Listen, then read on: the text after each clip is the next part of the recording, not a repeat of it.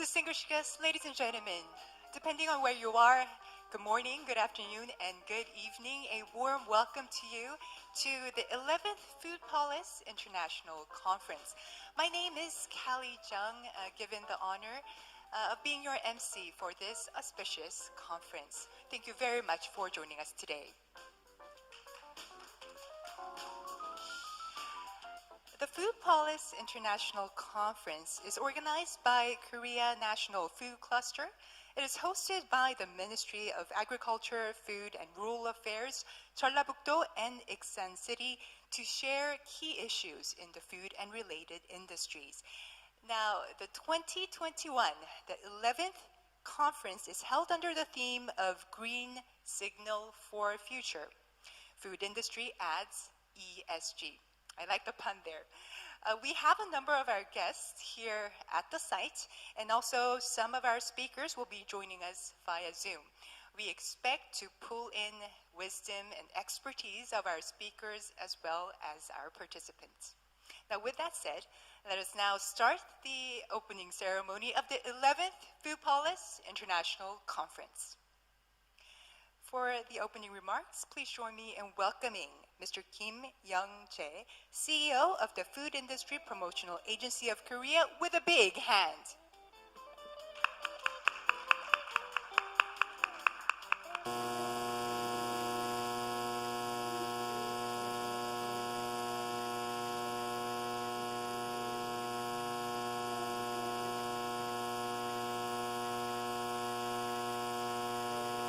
Good afternoon, ladies and gentlemen.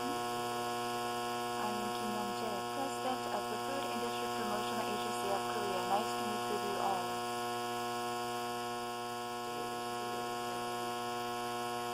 Welcome to the 11th FOODPOLIS International Conference. Thank you all for your participation despite your busy schedule. I'd like to thank Mr. Chris Hawk from Nestle and Mr. Cho Sang-wook from Promotional, and Professor Han Jae-jun from Korea University, and Mr. Grass King from CJ, and Mr. Martin Schelliner from Germany, Fraunhofer, and Mrs. Kwak Kyung-sun, the manager from Market Value, and also Mr. Solomon Schiller from DLG. Thank you very much for all your participation. And many other distinguished guests are here with us online to congratulate this event, including Mr. Jun Hyun-soo, the Minister of Agriculture and Livestock Industry in Korea, and also we have the Governor of Jeonbuk-do Province and Mayor of Iksan-si as well. And today, especially, we are going to have the MOU signing ceremony for carbon neutrality. Mrs. Kim Yeona, the President of the Consumer Network for Public Interest, and Mr. Cho Sang-wook, the Executive Director of Ministerial, and also Mrs. Jung Eun-jung, the CEO of Local Works. Thank you very much for your participation in the MOU signing ceremony. Due to COVID-19, rapid changes have been taking place in the food industry and other relevant industries. For their future, we are holding this conference under the theme of the Signal for the Future, adding ESG to the food industry. The conference is being aired through YouTube and the TV channel. ESG, along with Green New Deal, are being promoted in Korea as the key part of the government policy. The Korean government, research institutes, and private sector are here gathered together to discuss further development of the food industry. And our Food Industry Promotional Agency of Korea have also been promoting the development of packaging technologies, and we have been improving the governance structure of the food industries in our active response to the green trends and the ESG trends. We will continue to work as the partner of the food industry, and we will work more to achieve the development and growth of the food industry. Thank you very much for your attention.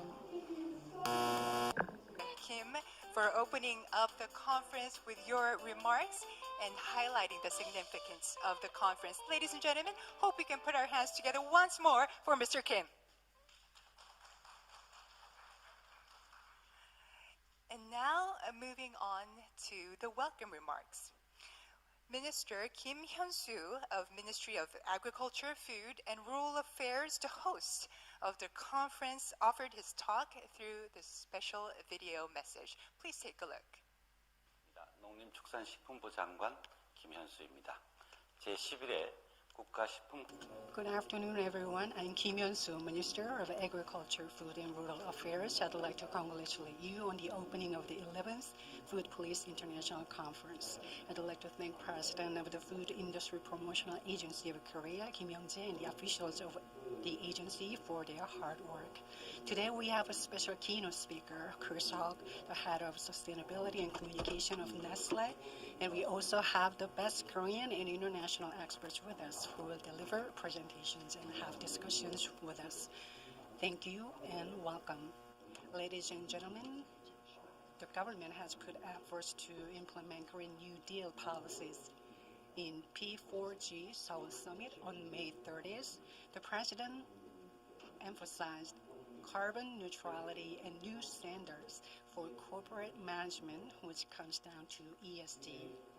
Korean and international food companies as well as food research centers are showing more interest in Korean practices in the food industry.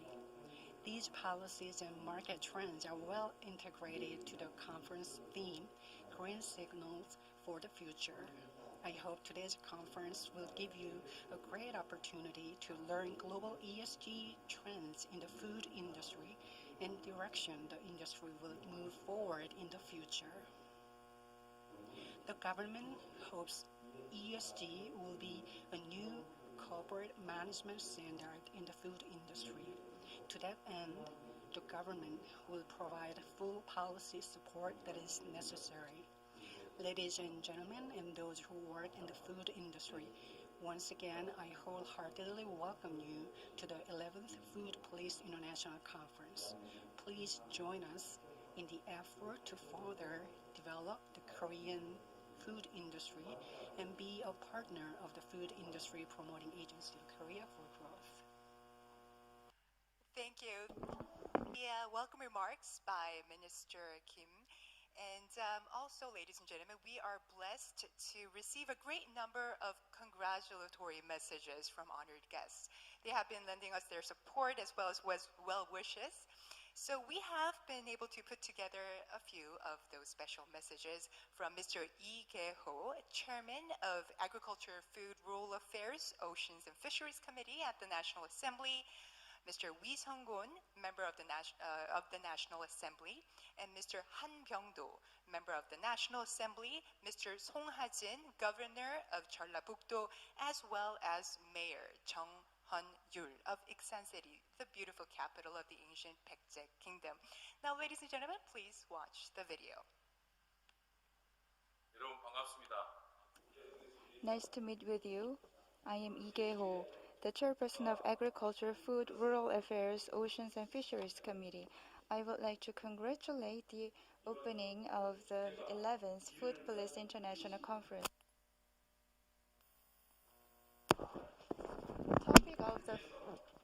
Topic of the conference is this green signal for the future, adding ESG to food industry. I would like to thank all the staff of the Food Industry Promotional Agency of Korea, including the president of the agency, for successfully preparing for and hosting this conference. And through the conference, I believe that the Korean food industry and the FOODPOLIS and the food industry complex will achieve fundamental and tremendous growth. The National Assembly will also provide active, strong support for the further development of Korean food industry. I would like to congratulate the successful opening of the conference again. Thank you very much for your attention. Good afternoon, everyone. I'm Assistant Administrator of Agriculture, Food, Rural Affairs, Oceans and Fisheries Committee of the National Assembly, Wee Sung-gon. I'd like to congratulate you on the opening of the 11th FOODPOLIS International Conference.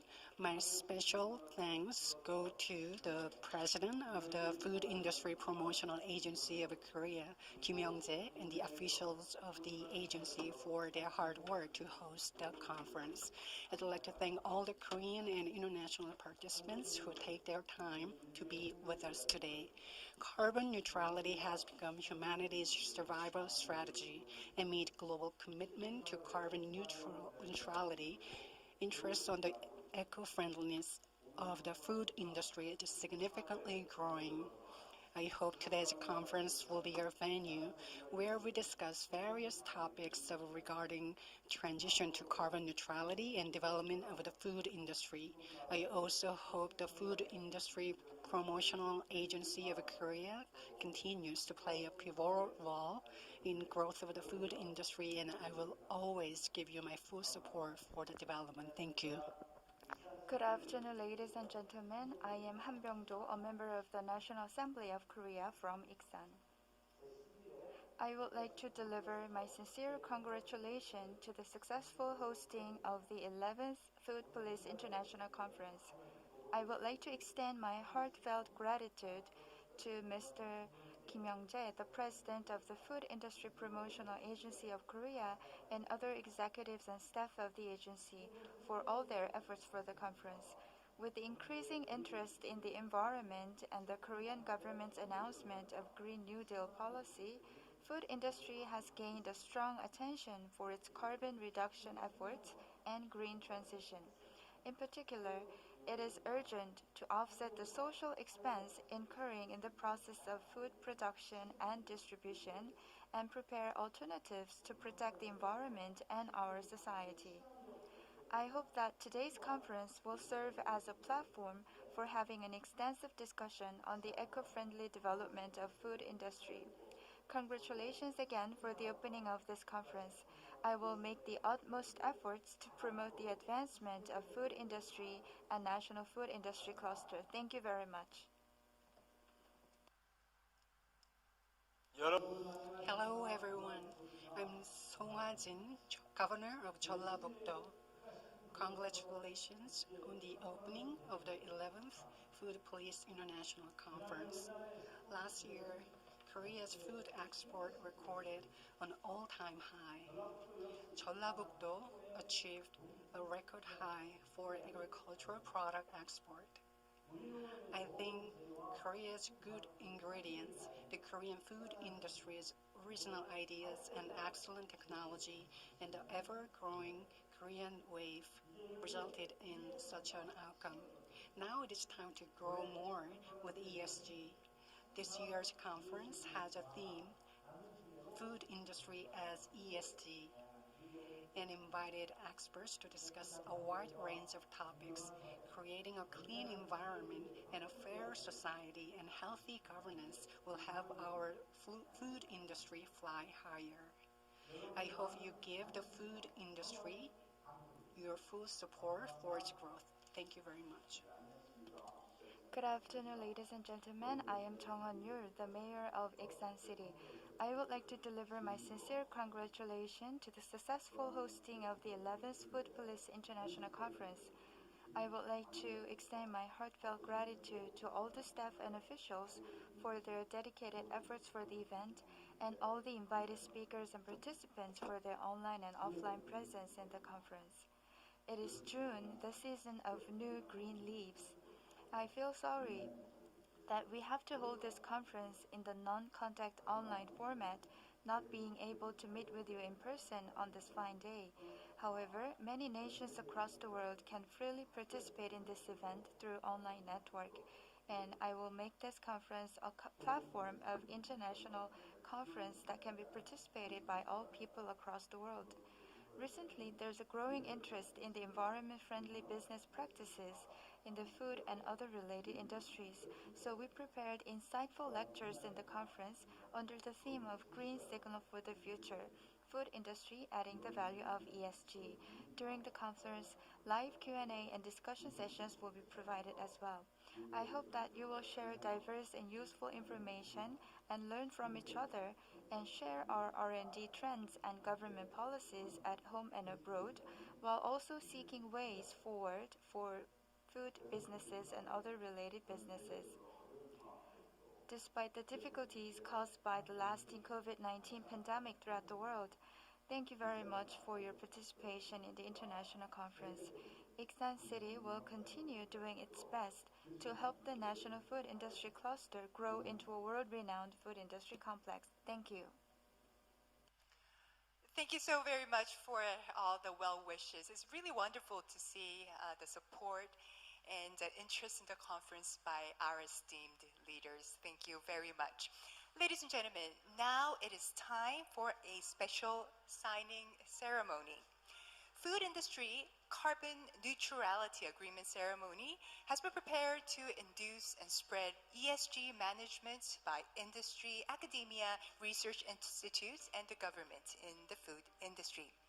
Now, for this signing ceremony, Mr. Kim Young-jae, CEO of Korea Food Industry Promotional Agency, Ms. Kim Yeon-hwa, Chairman of Consumer Public Interest Network, and Mr. Jo Sang-woo, Director of Promotional Center, Professor Go Sung-hyuk, Dean of Packaging and Logistics Department of Yonsei University, Mr. An Jin-young, President of the National FOODPOLIS Tenant Company Council, and Ms. Chung Eun-chung, CEO of Local Works, are asked to please take your position on the stage. And please, I would like to remind you to please have your mask on when you take to the stage.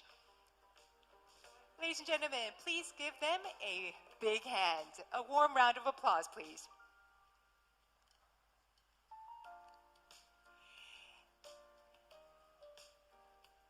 Thank you very much. And to briefly introducing the organizations participating, we have the Korea Food Industry Cluster Promotion Agency. It is a public agency under the Ministry of Agriculture, Food, and Rural Affairs, established to operate and manage the national food cluster. And next, the Consumer Public Interest Network is for protecting consumers' basic rights and improving unfair market conditions. Promotional, as you know, is a leading Korean company that strives to fulfill its social responsibility by providing wholesome food for health and happiness of consumers. Department of Packaging and Logistics at Yonsei University is the only educational institution in Korea that provides a specialized packaging education.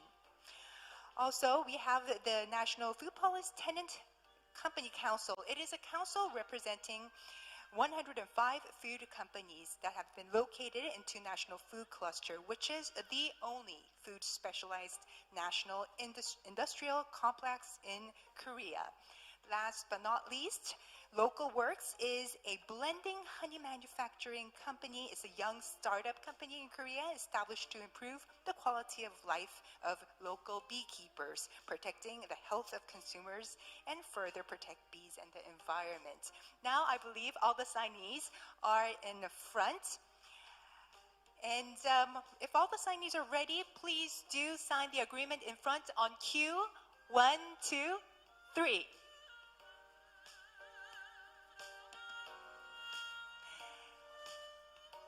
Thank you so very much. We will have a quick photo session to commemorate this moment. I would like to ask, yes, to take away the podiums. And this signing ceremony is a wonderful occasion for young startups, industry, academia, and consumer groups to come together and pledge to cooperate in order to achieve carbon neutrality in the food industry. Our signees to the agreement, please hold the agreement in front and pose for the photographers. Beautiful. A quick rundown of the agreement. This agreement includes support for development of eco-friendly food packaging distribution research, cooperation in carbon reduction and resource circulation activities, education of professional manpower, and the purpose of this agreement and other matters. Thank you very much. I believe we do need a little more time for the photo session before we wrap up the photo session.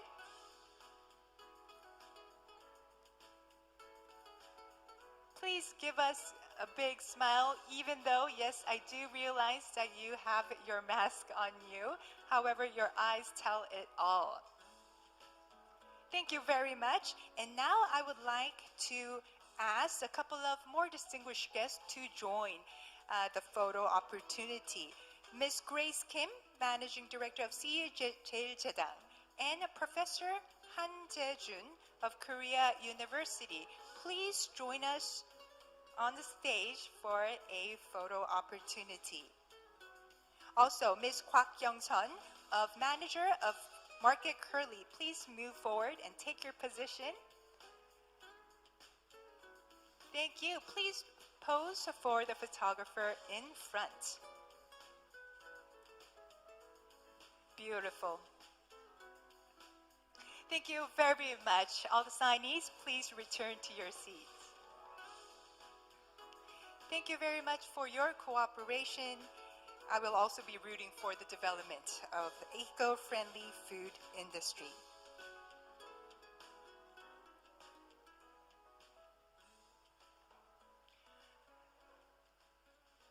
Now, I believe that the quality of video you are getting may be varying depending on the connectivity.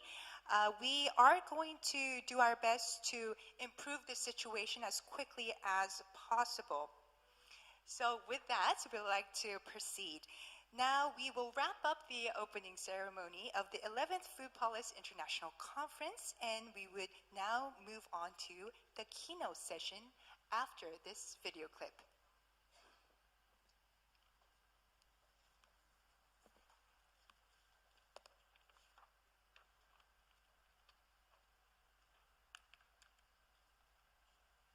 맞아요? 하는 이런 의심 섞인 질문이에요. 저희는 제값도 받지 못하고 이런 의심을 받는 현실이 굉장히 부당하게 느껴졌어요. 그래서 꿀의 값어치를 높이고 다양한 제품을 젊은 층을 대상으로 판매해서 벌꿀 소비를 늘려보고자 본 사업을 시작하게 되었습니다. 안녕하세요. 다양한 벌꿀 경험을 제공하고 있는 워커비 로컬웍스 대표 정은정입니다. 꿀벌이 감소하면 전 세계 식량 자원도 감소하거든요. 농약, 기후변화 이런 문제들이 매년 생기면서 꿀벌 개체 수는 점점 더 감소하고 있어요. 그래서 어떻게 하면 꿀벌 보호할 수 있을까 고민하다가 벌을 돌보고 기르는 양봉 농가를 지원하게 되었습니다. 워커비는 저에게 세 번째 도전인데요. 이전 창업 경험과는 전혀 다른 분야였어요. 식품 제조업을 하기 위해서 공장이 필요했기 때문에 서울시내 지식산업센터 아파트형 공장부터 지방산업단지까지 지역을 가리지 않고 돌아다녔어요. 비슷한 시기에 한국식품산업클러스터진흥원에서 운영하는 청년식품 창업랩이라는 프로그램을 알게 되었어요. 저희 같은 소기업에게는 연구비, 시제품 제작, 기계 구입 이런 부분들이 다 부담이 되는 부분이거든요. 그래서 어떻게 해결해야 할지 고민이 깊었습니다. 젊은 층이 이제 요리를 많이 안 하면서 자연스럽게 벌꿀의 사용도 좀 줄어들고 있어요. 저희는 이런 벌꿀 사용의 소비를 늘리기 위해서 젊은 사람들을 대상으로 시럽 대신, 잼 대신 건강하게 벌꿀을 좀 사용할 수 있도록 제품 개발을 하는 데 집중을 하고 있습니다. 그래서 저희는 20대 초반에서 30대 초반의 여성들을 소비층으로 워커비가 표현하고자 하는 편리함, 환경, 새로움에 대한 이야기들을 패키지 디자인뿐 아니라 리무버블 라벨이나 종이 완충제와 같이 환경을 생각하는 요소들로 꾸준히 가져가고 있습니다. 정말 다양한 스타트업 기업들이 생기는 것 같아요. 트렌드에 따라 조금 더 주목받는 아이템도 있지만 변치 않고 성장할 아이템은 식품산업이라고 생각하고 있어요. 우리의 원재료를 생산하는 양봉가들, 우리의 제품을 즐기는 가족들, 우리가 속한 지역사회, 우리가 살아가는 환경, 모든 것은 연결되어 있다고 생각합니다. 사업 전반에 긍정적인 행동을 실행함으로써 연결되어 있는 모든 고리에 영향을 줄 수 있으니까요.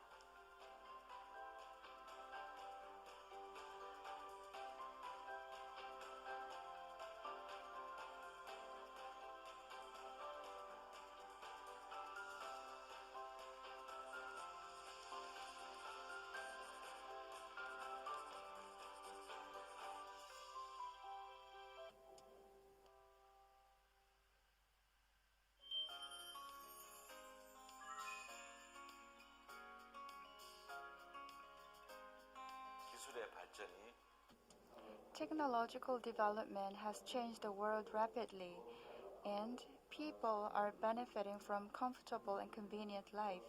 After the COVID-19, HMR home food has faced a growing demand, but as that growing demand for such home food also had side effects of environmental problems. Hello? I am the CEO of Everchemtech that pursues to develop technologies that are good for both people and for the earth. For food products to be delivered fresh and safely to consumers, then we need to set a strong, robust foundation, including the packaging technology. And the Food Industry Promotional Agency of Korea began to accommodate startups and businesses that work on eco-friendly packaging. And the packs of instant rice,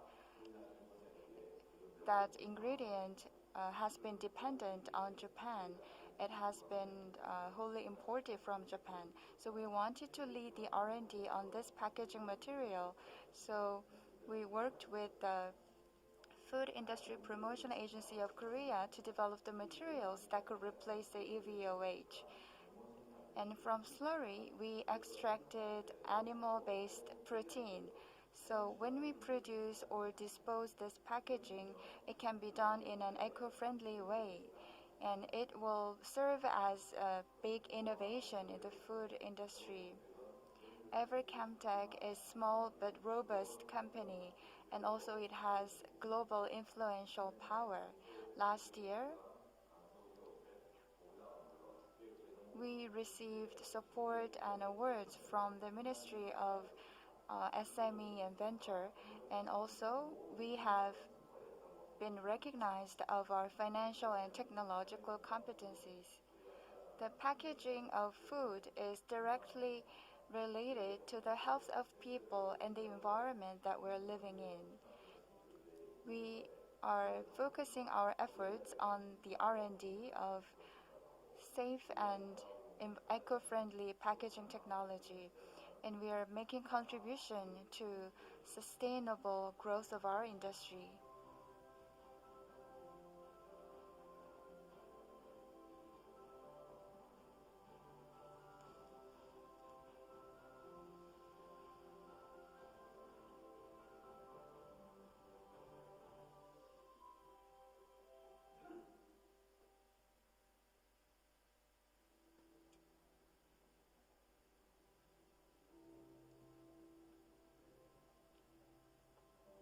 With the development of IT, our lives have become more convenient, but the amount of waste has significantly increased. Under the theme of adding ESG to the food industry, the Food Industry Promotion Agency of Korea will make further contribution.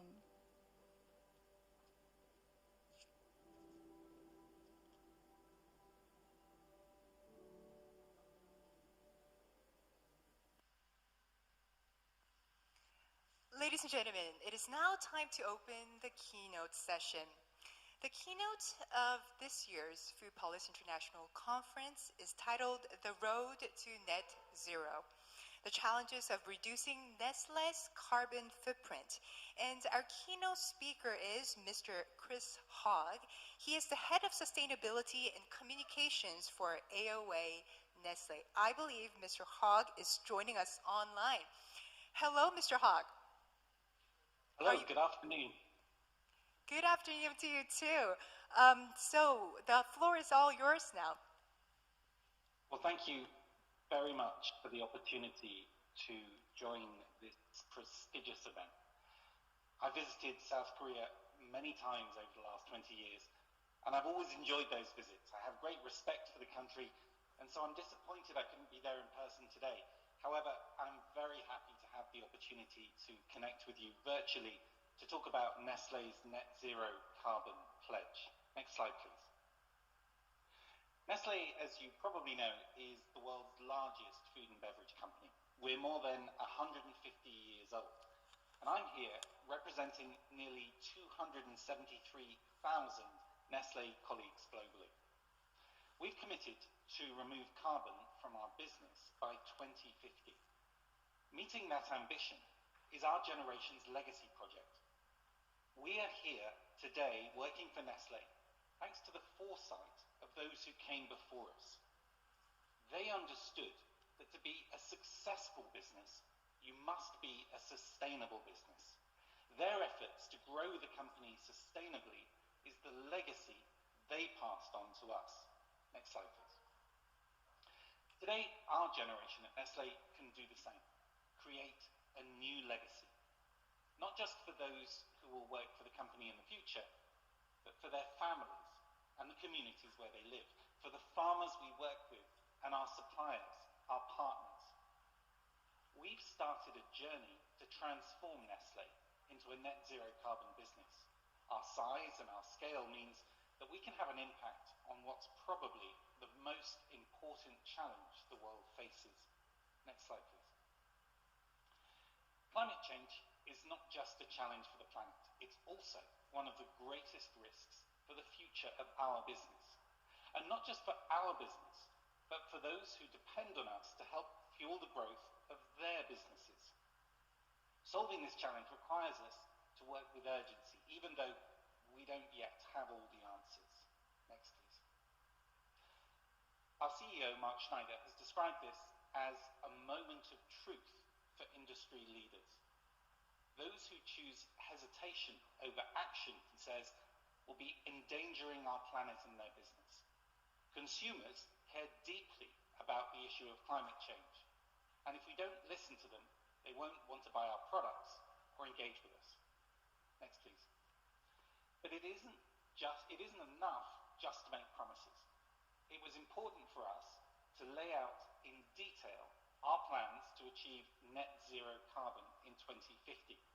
So we created the Nestle Net Zero Roadmap, and you can see a summary of it on the screen here. We set milestones. By 2025, just 4 years away, we've promised to cut our greenhouse gas emissions by 20%, to halve them by 2030, even as our business continues to grow. The work going on to make sure that we meet these KPIs is detailed, rigorous, and intense, and I can tell you, it's not easy. We must examine not just every part of our operations and our upstream and downstream value chain, but also our products, those on the shelves today and those in the innovation pipeline, to see where we can make changes to reduce our carbon footprint. Next slide, please. And as we make those changes, we must keep people at the heart of our climate actions. We take our responsibilities seriously. We need to work to improve the whole of the food system, to use our size and scale to help drive the change that's needed, to lead by example, and to take tangible actions that will help to convince others to do the same. Next slide, please. When we started on this journey, carbon experts spent weeks combing through all of our company data. As we grow, so do our carbon emissions, so we needed a starting point, our 2018 baseline. Our pledge is that our carbon emissions in 2050 will be zero when measured against that baseline, no matter how much our company grows. The commitment covers all of our activities, our direct and indirect carbon emissions. From farm to shelf is how we describe the scope, from the farms where the ingredients are grown to the stores where the product is sold. In setting our targets, we followed criteria given to us by the Science Based Targets Initiative. They've provided a clearly defined pathway. We're supporting the effort to limit global warming to 1.5 degrees Celsius, and this puts us firmly in line with the position of the South Korean government on this issue. Our actions support the efforts of governments around the world who share our sense of urgency. Next slide, please. So what kind of actions are we taking? Cutting emissions begins with energy efficiency inside our factories, moving towards less energy-intensive processes, ramping up our use of renewable energy provided by green energy producers via the national grid, or generating our own power with solar or wind installations. And that's why we are so pleased to see South Korea's ambition to bet big on green energy with the world's largest offshore wind farm. Next slide, please. Our packaging, essential for the distribution and storage of our products, can itself be a significant source of carbon emissions. So we're trying to make more use of low-carbon energy sources to manufacture that packaging and to design the packaging to be easier to recycle, ensuring used packaging is not wasted, but seen as a resource with a value, giving it a better chance of a second life. Next, please. Our logistics operation is also looking to move away from fossil fuel-powered transport where it's feasible to do so, shifting instead to lower or to zero tailpipe emissions. Contribution from the Korean motor vehicle industry will be incredibly important here, not just to support or to develop new types of vehicle, but also the infrastructure to power and support those vehicles. That's going to be a real challenge in developing countries across Asia and Africa and elsewhere. Next, please. Now, more than 70% of Nestlé's carbon footprint comes from our agricultural supply chain. We want to source more sustainably. We're rolling out a huge number of projects to pilot agricultural innovation to reduce carbon, creating new business models, helping farmers make their cattle more productive, for example, and ensuring the different commodities we purchase don't cause deforestation. Next, please. In fact, we're moving from avoiding deforestation to promoting reforestation. We've pledged to plant 200 million trees across the world over the next 10 years, removing hundreds of tons of carbon from the atmosphere. And as I mentioned, we're not just focused on our operations, but also our product portfolio. Next, please. Developing more low-carbon products that are good for you, good for the planet. Our food experts have created a range of plant-based products. They are no-compromise, convincing and tasty meat substitutes, like burgers, sausages, chicken pieces and bacon, and new plant-based dairy alternatives. Now, we as a company are proud to offer great coffee to Koreans under the Starbucks, Nespresso, and Nescafe Dolce Gusto brands. We've pledged that every cup of Nespresso coffee will be carbon neutral by next year. And we're working hard to make sure that all the green coffee we buy is sourced sustainably. Now, I took on my current role as Head of Sustainability for Asia, Oceania and Sub-Saharan Africa, AOA, a year ago. So I thought it might be useful to share 5 lessons that I've learned on this journey so far with all of you today. Next slide, please. The first lesson really is data. I start with data. The world today has more capacity to gather data than ever before. It's no different in the area of tackling climate change. Robust data empowers you to make sensible decisions. We have a system of financial accounting that has been around for centuries, but non-financial KPIs, sustainability KPIs, are different. We don't yet have the same level of certainty with this new field of reporting, and yet investors and other stakeholders want to be able to accurately measure our progress. So we support efforts to develop and standardize this reporting of non-financial KPIs, because better data will lead to better decisions. Next slide, please. My second observation is that there's often much discussion inside the company about how we should get this, we should drive this carbon reduction agenda. And I'm not giving away any secrets here. I think it's the same in every company working on this, I'm sure.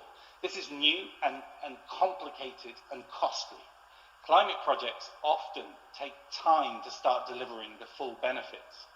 Now, we're asking my colleagues in the business to fund interventions in agriculture, for example, that are sometimes based on science, but is still at an early stage.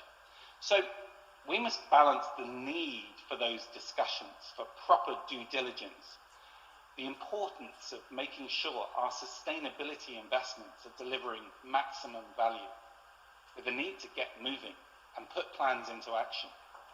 That's one reason why we've set out the milestones for 2025 and 2030. They help to focus everybody's minds on the urgency to get this done. Next slide, please. The third point I wanted to share with you today is the urgent need to create incentives for investment in positive climate solutions, which is on the next slide. We want to deliver low-carbon regenerative agriculture and climate-friendly manufacturing infrastructure.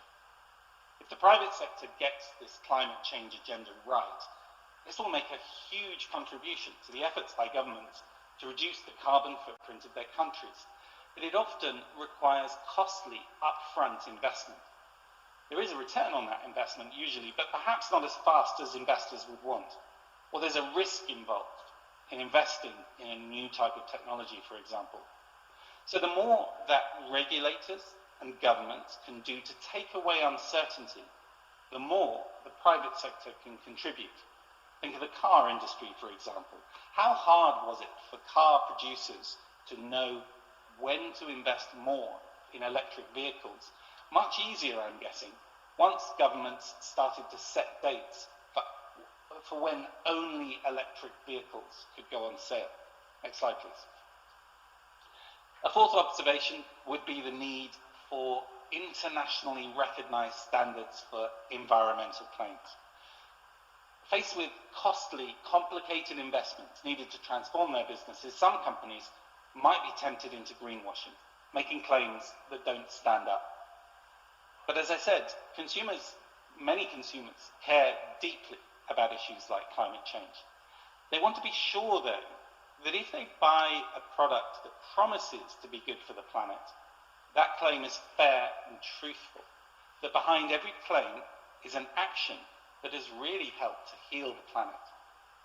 People don't buy sustainability projects, they buy products. There are more than 450 different eco-labels in the world.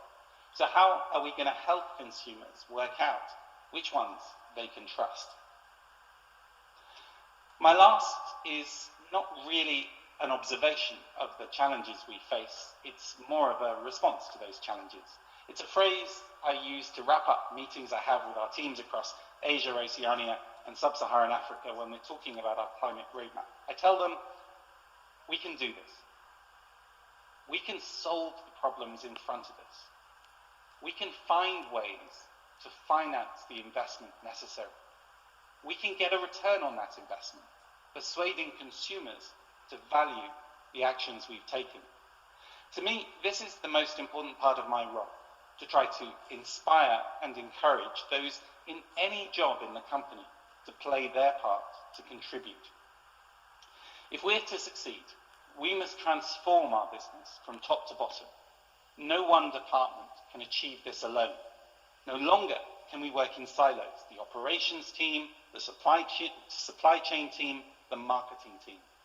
A transformational challenge like this requires us to bring people from across the organization to work together on these projects in pursuit of our common goal.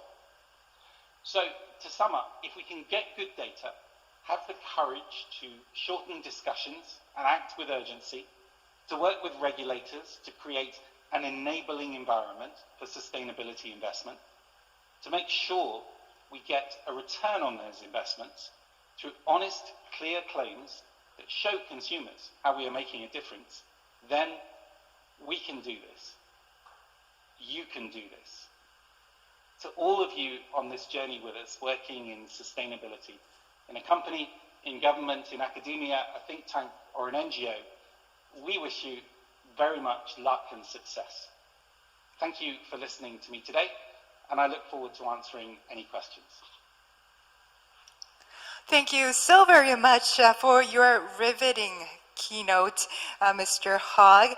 And just to recap, our keynote speaker, Mr. Hogg, talked about Nestle's net zero roadmap, which includes switching to renewable electricity for manufacturing, recyclable packaging, local sourcing, planting trees, creating low carbon products, among others. He also called for action and to act collectively.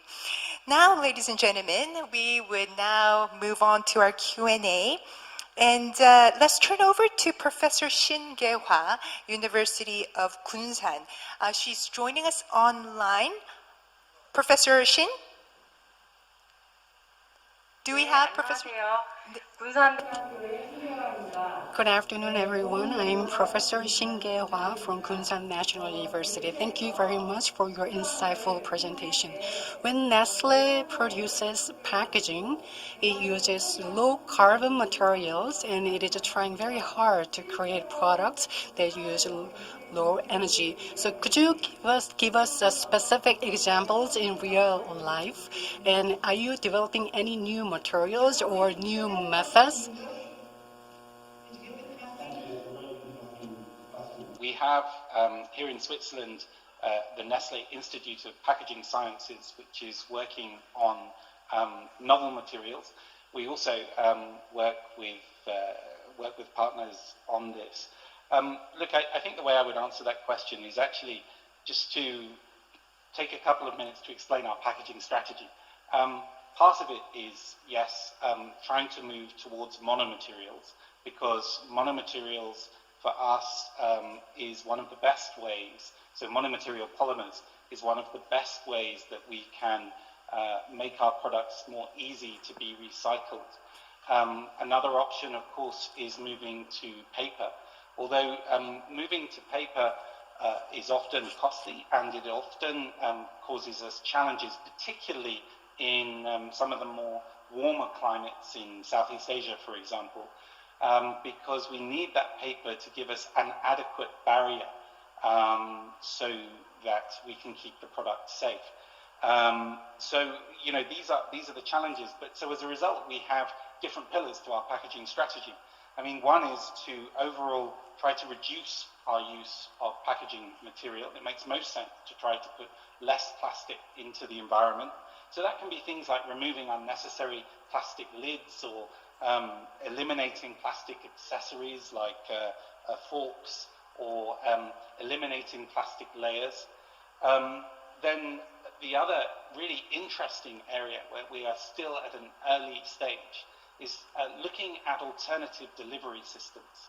And these can be systems where, for example, we offer the consumer the opportunity to reuse a container. So we've got pilots going on in Europe, and also coming to Asia and to Oceania on that. Refillable containers, in-store dispensers, that kind of thing. In terms of, I've mentioned monomaterials, we've also, for example, we're very proud to have eliminated plastic straws across all of our portfolio and replaced those with paper straws.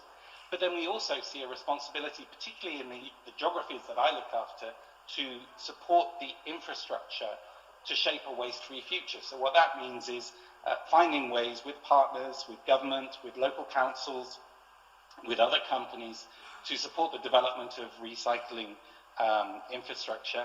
And finally, of course, encouraging recycling behaviors, making sure that on our packaging, it's absolutely clear to you as a consumer, what is this made of? How do I recycle it?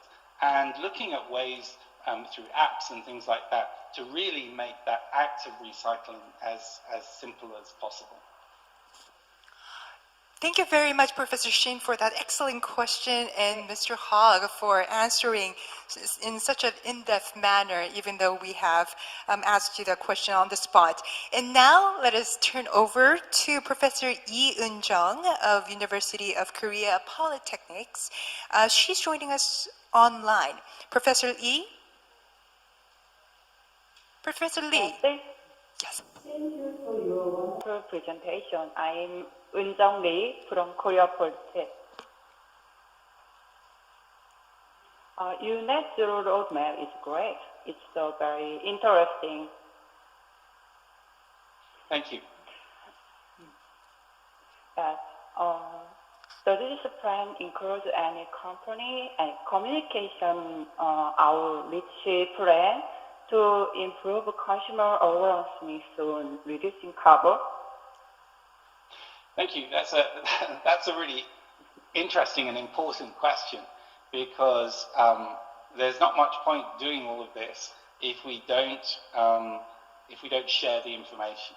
Now, the biggest opportunity for communication is actually not corporate communication by Nestle, but it's communication through our brands. So I mentioned in my speech that we're very proud that Nespresso is going to be carbon neutral by 2022.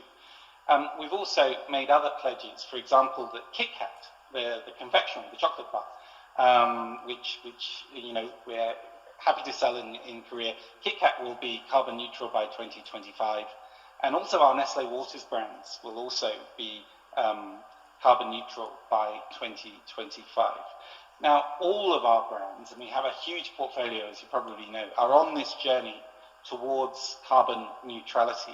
So I think what you'll start to see is more communication on pack, because I think consumers actually appreciate knowing that big companies are on this journey. So even rather than waiting until we can say that we're carbon neutral, we're going to try much more to explain on the packaging the journey that we're taking. For example, saying this packaging contains half as much plastic as it used to, or this is recycled and that kind of thing. So I think it's going to be much more around our brands and communicating through our brands, because that's how most people know Nestle. Now, we did make a big corporate announcement when we launched our carbon roadmap at the end of last year. And the important thing is that the Science-Based Targets Initiative that I mentioned, they require us to give annual updates on our progress. It's a very, very detailed, audited process. So as a result of that, I think what you will see, we'll be able to use that data and that reporting to make regular updates on our progress. And one of the reasons that we think this is important is we take a responsibility we take our responsibilities very, very seriously. And we hope that by explaining and reporting what we're doing, by talking very transparently about what's going well and maybe what's not going so well, what are the challenges we face, that we can also help other companies and help move the whole sector and the whole of the food industry in the right direction by sharing our learnings and our progress on the journey. But thank you for the question. Thank you once again, Professor Yoon-jung, for your question. And ladies and gentlemen, join me in thanking our wonderful keynote speaker, Mr. Hogg, for great food for thought. Thank you very much, Mr. Hogg. Now, ladies and gentlemen, as mentioned earlier, we will now wrap up the keynote session and move on to a pop quiz segment. We talked about having this smart pop quiz segment at the end of every session. And for the pop quiz, I will be switching to Korean. So I do ask our international audience for their understanding. 네, 본격적인 세션 진행에 Before we play the quiz game, I'd like to give you how to play the game. In this quiz game, you have to go to Google Play Store or App Store and download an application called 땡기지 and search the 11th FOODPOLIS International Conference. After each session, we are going to play this quiz game. And the most important thing you need to remember is how fast you guess the answer right. And we are going to collect all the answers of the participants, so please stay with us. Let me briefly introduce you the gifts you can win in this game. From the 4th place to 10th place, we will provide ice cream brochure. The second prize is the electric spin mob, and the first prize is Galaxy Watch. And we will also hand out some gift brochures to participants. We'll have a warm-up question and quiz. This is about this conference. Let's take a look at the screen.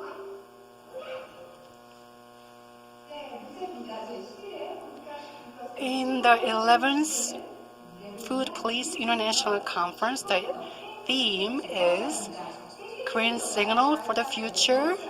Add what to the food industry? Please finish the sentence. You need to move quick. Let's take a look at the right answer. The right answer is ESG. It stands for Environment, Social, and Governance. So this was a warm-up question. As we just did, we will have a quiz game after each session. Now, let's move on to the first session. Session 1 is held under Green in Food. We have two speakers prepared to deliver their presentation, and inviting our very first speaker, Mr. Cho Sang-hoo. He is Executive Director of Promotional's R&D Center, and he will be speaking on ESG management of Promotional and trends in sustainable food. Please join me in welcoming Mr. Cho with a big hand.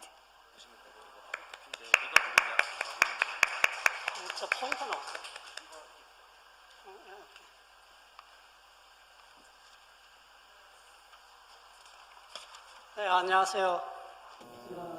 Good afternoon, everyone. Let me take off my mask for better delivery of the presentation. As we are talking about climate change, carbon neutrality has become one of the most important topics we need to discuss to keep up with the time. So it is my great pleasure to be with you in this meaningful conference.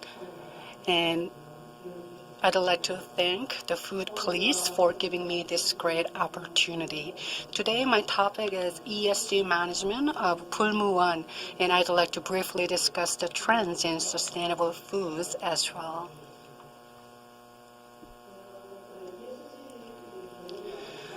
When it comes to ESG management, it has become a buzzword.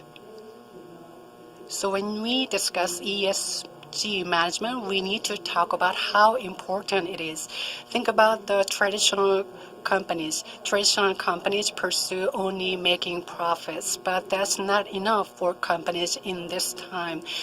That is the background for the rise of ESG management. ESG stands for Environment, Social, and Governance, as you heard before. And it is not only about making money, but about how you can make money and how you can deliver sustainable quality and service to consumers and customers. So this is a very important management philosophy. And the ESG management has drawn attention around the world. As I mentioned earlier, it has become very important to think about how we make money and how we serve social purposes. Think about the MZ generation. They take social contribution and trustful and trustworthy companies very seriously, so they base their action on this perception. And think about large global investors. For example, there is BlackRock, which is the world's largest investment fund. It says it will put companies on notice that it expects the companies to act socially responsible. ESG disclosure is not an option. It is a necessity. Morgan Stanley and Dow Jones and world largest investment firms are asking and demanding global companies to provide information and data that show how they are committed to ESG management. By 2030, the Korean government will make it mandatory for companies to disclose their ESG performance. So you may wonder how ESG management will bring values. Think about the Korean economy, and there are much data available. And the data found that ESG management is very helpful, not only to companies, but to consumers. ESG is linked to non-financial data. When there is an investment in non-financial sectors, that will be perceived by consumers, and this will lead to a virtuous cycle of continuous growth. So companies will continue to grow, and they will be very future oriented. So when you discuss ESG, and as far as ESG is concerned, what do we need to do? The first thing we can think of is protection of the environment. Since the Industrial Revolution, the population has been growing exponentially, along with the significant rise of global temperature. And what makes global temperature rise? The main culprit is greenhouse gas emission. So here, we have to think about how we can go back to the level of the pre-industrialization. And next,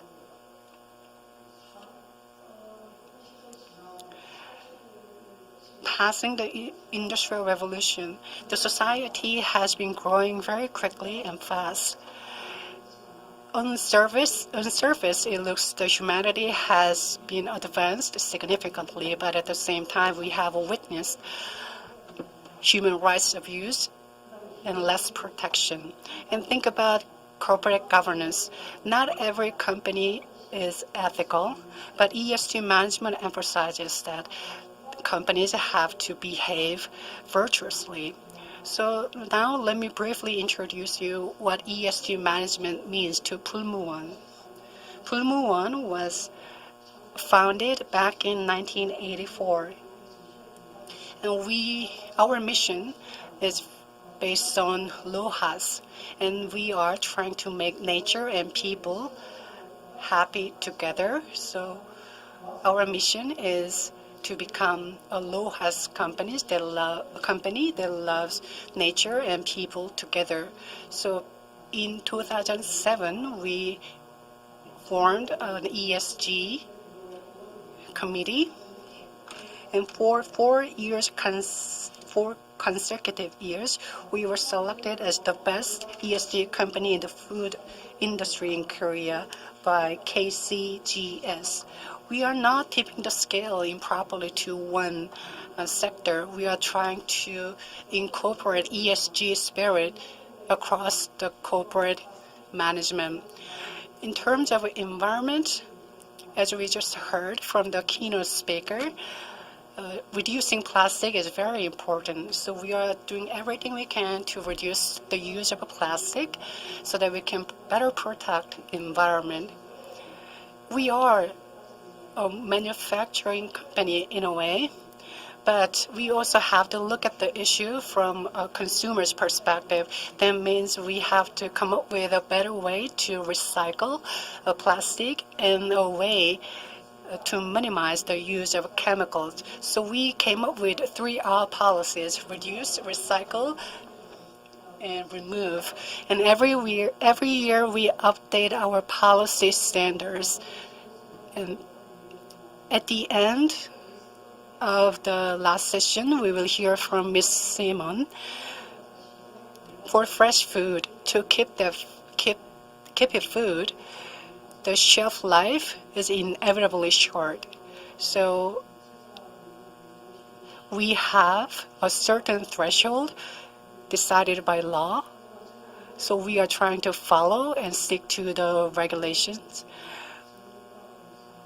So it requires collective action from the whole society so that we can contribute to reducing carbon footprint, and we can also contribute to reducing waste littering the world.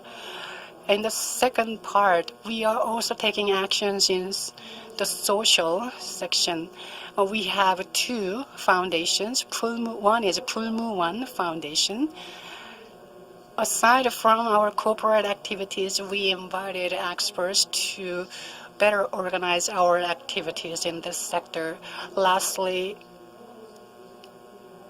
in terms of governance, these are the activities we have been doing. We have a board of directors, and that includes independent directors. The graph on the screen should be updated. Some of the numbers are not correct. And this year, 8 out of the board of director members are outside directors, independent directors. And among the publicly listed companies in Korea, the rate is the highest. And we also value and champion the gender equality. So 3 out of 8 independent directors are women. And if you look at our board of director system, you can see there are many committees under the BOD, and the committee's role is to monitor Pulmu-One's corporate activities so that they can ensure and make sure Pulmu-One's continue to commit to ESG management. So now you may wonder how ESG activities can contribute to carbon neutrality and how it can contribute to a company like Pulmu-One and broadly to the food industry. The population is growing fast. The global population is almost reaching 7 billion or 8 billion this year. And with convenient transportation, development of transportation, people movement has fastened, as you can see on the graph. So since the Industrial Revolution, global temperature has continued to rise, and human activities have contributed to the rise. And in recent years, we have come up with measures to keep the global temperature rise in 1.5 degrees below the pre-industrial revolution level. So everyone needs to act. And professors of Oxford University published this data in 2018. On the planet, 26% of the greenhouse gas emission comes from food and food production and growing food. And 60% of the 26% comes from animal products. If we can shift to plant-based, or if you can use microorganisms to replace animal-based products, things really different. But humanity has been eating meats for quite a long time, so it has developed appetite for meat. So we need more efforts from scientists, and that will be elaborated by the next speakers in the following session. So there is this growing trend and movement in developing alternative meat. And now you are seeing another graph of the same data. So what do we need to do in the future? And there have been many topics discussed, such as alternative meats and sustainable food. And many research centers, including Boston Consulting, released data like this. By 2030, the market size of alternative meat and the food will be $290 million.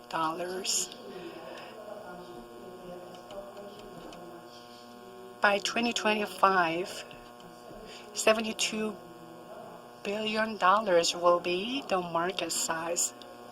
This is the equivalent to the CO2 emission from Japan. So this market is huge. Another research found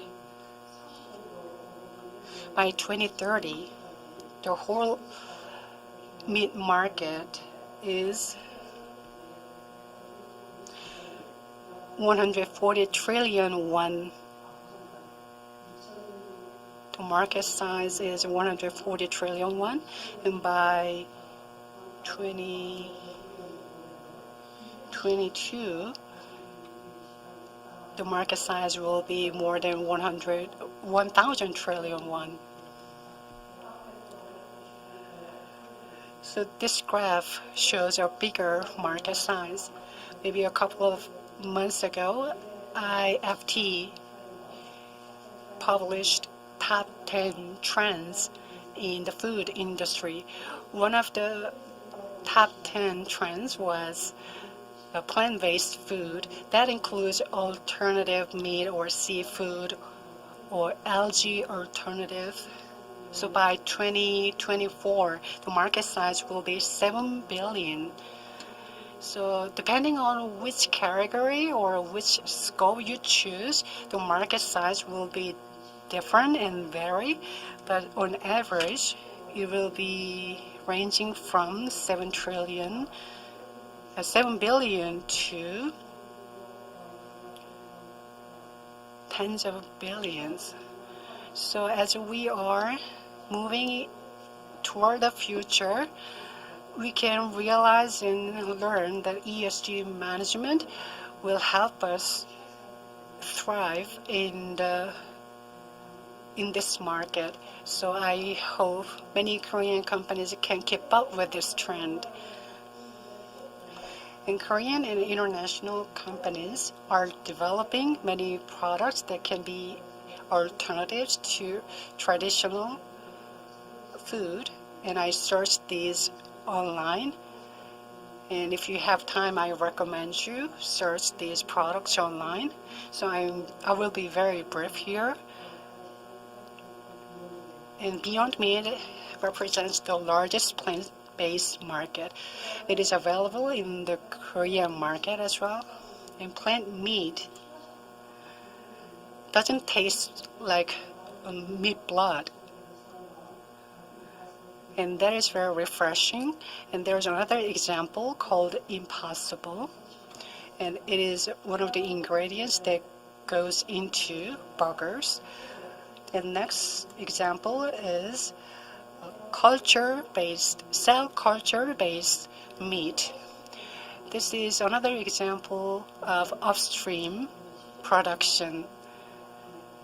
And it used to be called Memphis, but now it is called upcycled meat. And future meat is produced in Israel. And this is a chicken breast. 100 grams of this costs only a few dollars. Another approach is using fungi or microprotein. If you use this ingredient to make food, it tastes like chicken breast. Quorn is a British food company. If I understand correctly, it became a multinational company, and Shinsegae Group in Korea is cooperating and partnering with this company to make this food available in the Korean market or on the Korean shelf. Next example is Just Egg or Just Mayo. These are also plant-based. They are dairy products. And in Singapore, this company earned a certificate, and for the first time last year, it made this plant-based product available in the market. This is a very future-oriented company. Next example is oat. This is an alternative to milk. There are other examples of dairy products. One example is Find. It is made from fungi.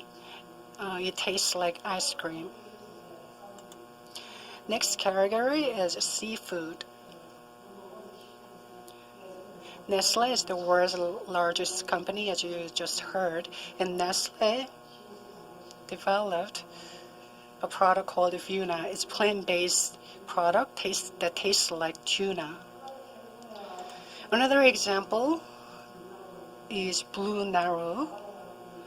The company is based in California.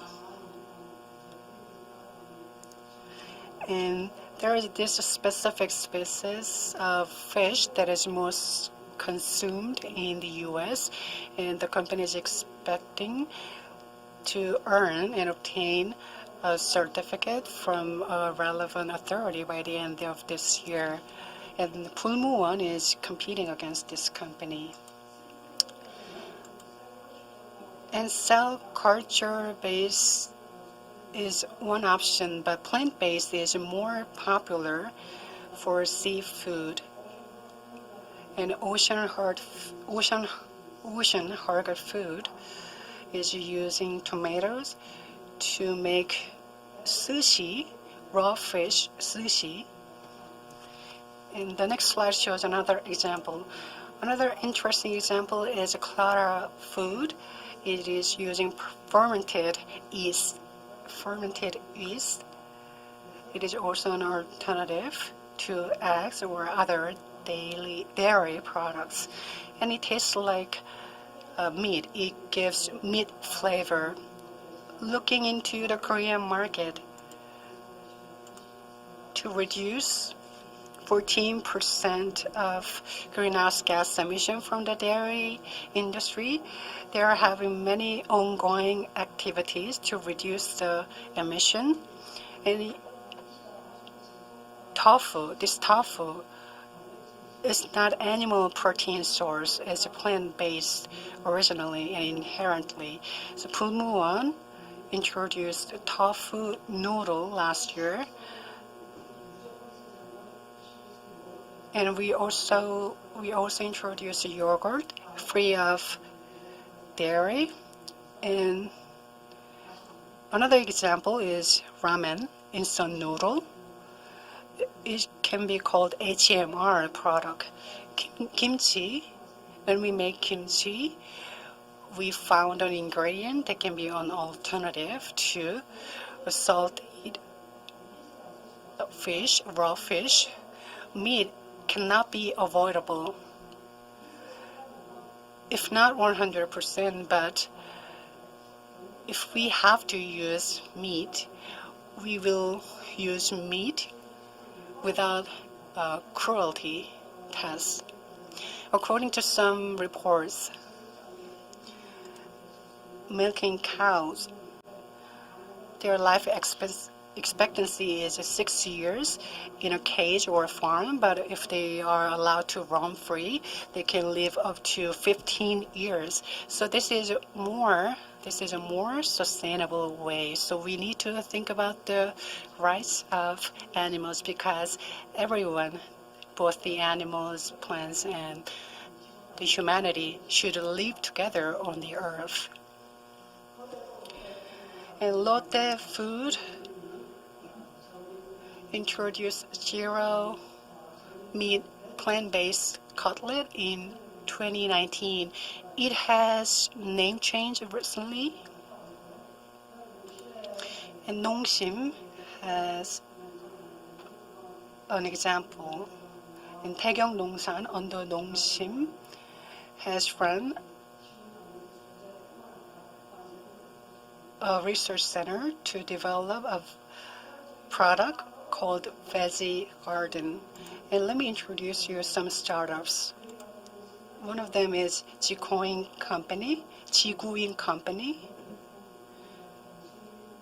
And there are some what we call ugly agricultural products. And we shouldn't let them go wasted. According to the UN report, 40% of such products go wasted in the stage of processing or harvest, and they lead to agricultural waste. The next startup is Seoul National University's startup called the Plant Eat. It has continued to develop new products. We Koreans enjoy a lot of tofu-based food. Tofu is one of the biggest protein sources for Koreans, so there are many tofu products on the shelf, and some of the tofu tastes like bulgogi, the seasoned beef or pork. And we also have developed some alternatives to traditional side dishes. And 제11회 is one of the biggest food company in Korea we should be proud of, and it is committed to developing healthy food, and it has used fermented ingredients. If you look at this product, it delivers a sense of a luxury product. And you see the hair of a horse. It is rich in certain ingredient. And the ingredient is called cysteine. Is a kind of amino acid. And the company has used electrolysis to extract this ingredient from plant. And this is part of a new material industry, and this requires years of R&D. But this is a very promising research sector. Not only the alternative protein in downstream,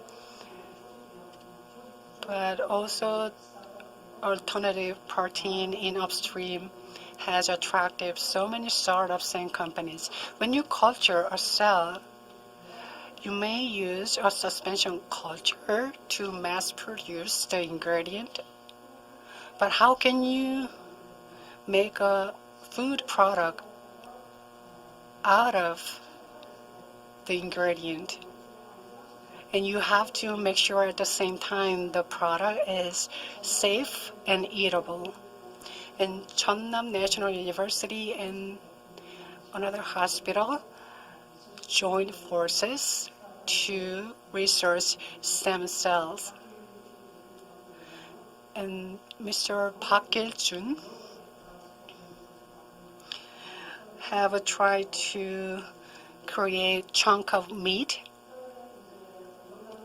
And Yeongnam National University and Professor Chino at Yeongnam National University has studying cell culture.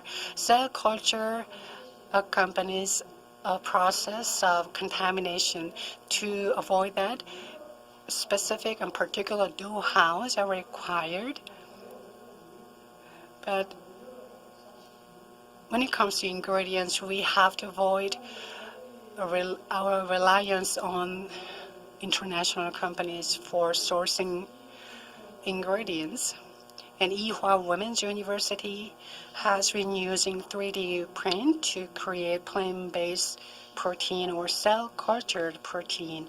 It has also used mashing technology so that it can provide a more structured cell-cultured ingredient. And with that, I'd like to conclude my presentation. Thank you for listening. Mr. Cho, for your excellent talk.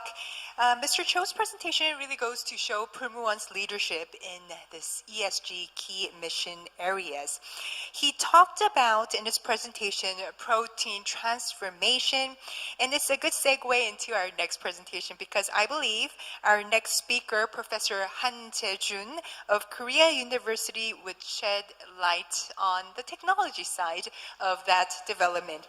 Ladies and gentlemen, please welcome Mr. Han Jae-jun, who will be speaking on domestic and foreign research and technological trends about alternative meat. 예, 안녕하세요. 저는 고려대학 Good afternoon, ladies and gentlemen. I am Han Jae-jun from Korea University. Today, I'm going to explain about domestic and foreign research and technological trends about alternative meat for 15 minutes in an easier way for you to understand. This is the content of my presentation. At first, I will explain about the background information of meat alternatives, and I'll explain about international research trends and domestic research trends of meat analog. And lastly, I would like to explain about the future direction to be taken by the research on meat analog.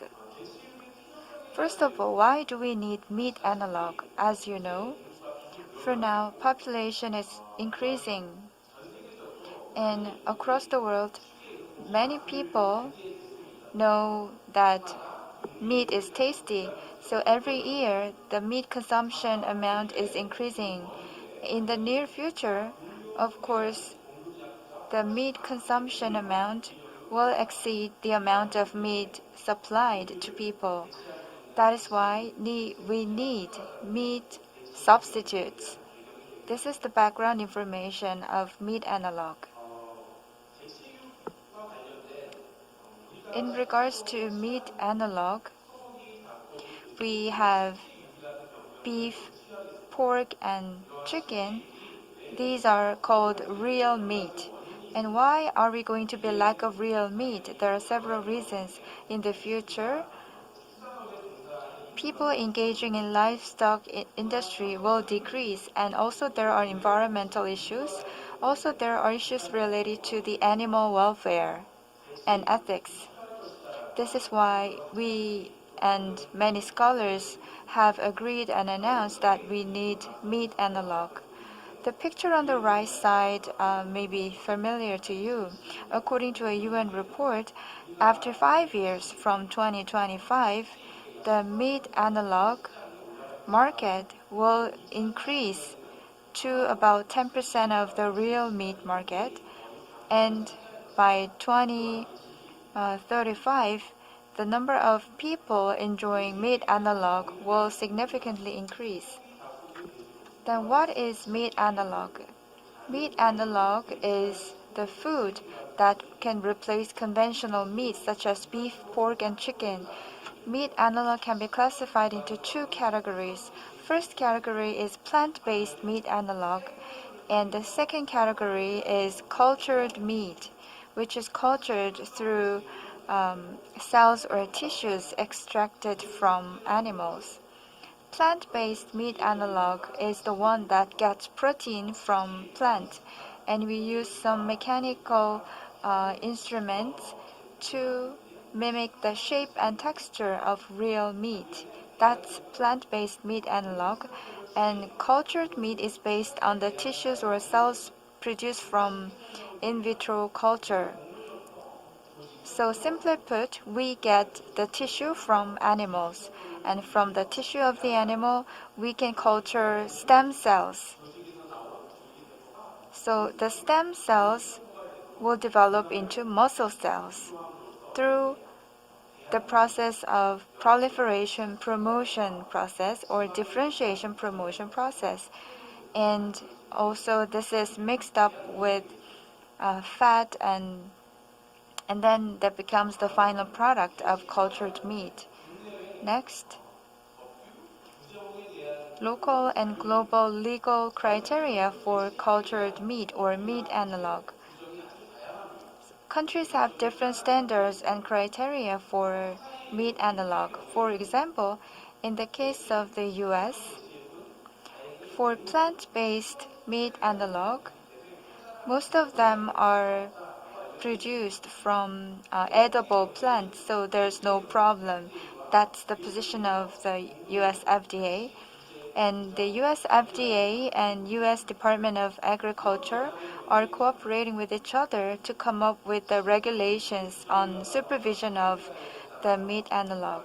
In the case of the EU, cultured meat or meat analog are regulated under the Novel Food Regulation. Both the EU and the USA put limitations or restrictions in the use of the name meat in the meat analog. But in the case of Korea, we don't have clear regulations or guidelines on meat analog. This is why we are lack of safety-related regulations or additives-related guidelines on meat alternatives, meat analog.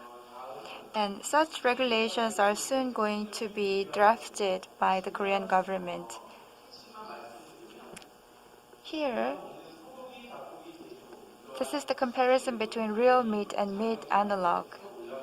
The price of real meat will continue to increase, and there will be a limitation in the mass production of real meat.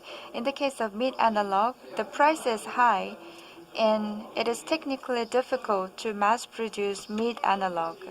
In the case of plant-based meat analog, the ingredients are cheap, and it's possible to mass produce plant-based meat analog. So they have both advantages and disadvantages. In terms of environment and animal welfare and ethics,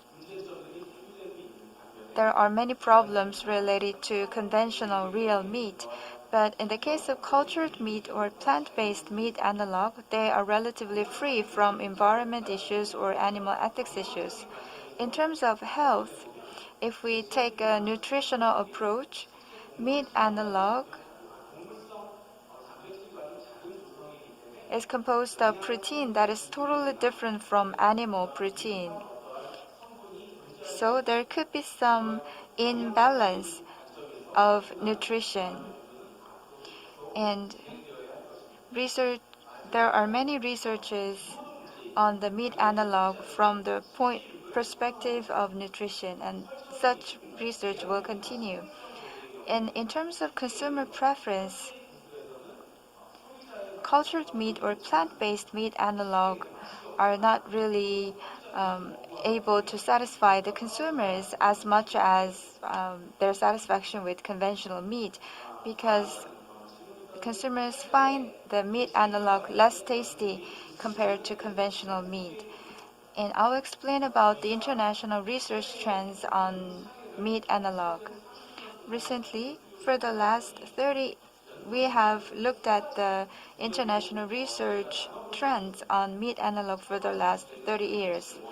The first topic is the source of protein. Previously, they used wheat, soybean, or pea, and used mechanical instruments to create plant-based meat analog. But according to the recent studies, in order to eliminate the image or flavor of bean, they're using other technologies. For example, they use mung beans, and also they use microorganism to create the protein. And there are also microalgae and other seaborne organisms that are being used for creating meat analog. The second category is related to the research on process technology. As for plant-based meat analog, mechanical instruments can be used to realize the texture of the meat analog. For example, they use extruder to create plant-based meat analog, and some companies use shear cell technology to create meat analog. In using these process technologies, depending on how they operate the technologies, the texture and taste of the meat analog could become different, and there are researches on this topic. The third international research topic is how to realize the taste and flavor of meat, which is very important. The ingredient of plant-based meat analog is bean. There are many efforts to eliminate the unique flavor of plant-based meat analog. So a lot of research is going on for this third topic. And an issue with the plant-based meat analog is that it's difficult to realize the blood taste. So in order to realize the blood taste, they're trying to get the hemoglobin, they're trying to get ham from the plant hemoglobin. And as I explained before, this is the research on plant-based meat analog. Previously, protein from wheat, soybean, and pea were studied. And the protein created by microorganism and the protein from seaborne plants have been actively researched. And the second part of process technology. If you look at the picture in the middle, this is the technology you can use, for example, extrusion method to get the protein from plant. In the case of the vegetable protein, they have the shape of the round globe. If you apply water and high pressure and high temperature, then the arrangement of the protein will become longer. So you rearrange the molecular structure of protein and you induce them to be bonded in a different way to create the plant-based meat analog. This is the extrusion method. And some research teams in the EU are using shear cell technology to create fibrous protein structures. And third research theme is this one. The third topic is to realize the taste and flavor of real meat. For example, removing the unique flavor of plant-based meat analog, and they're trying to extract the flavor preferred by consumers from plants and realize that as the taste of meat. According to statistics, consumers said that they hate or they have negative opinion about plant-based meat analog because the biggest reason was that they are not tasty. In the middle, you have a circle which shows some physical, chemical, and biomedical methods used for removing beanie flavor. As such, there are many research activities related to plant-based meat analog. Next, research trends related to cultured meat. Here, the research team can be divided into four. First, research is related to cell, so how they get the tissue and cell from the animal and develop myocellulose cell. And here, the cell differentiation technologies are related, and there are many scholars doing research on the cell. And second research is related to culture medium or bioreactor. Culture medium is expensive because on this culture medium, you need nutrition to culture the cell, and you need to prepare a certain environment where the cells do not die but continue their differentiation. And such research is being done actively. The last one is related to supporting materials. In order to get the myofibrous cell, there should be a certain shape or structure of the cells to be realized. So scaffold can be used.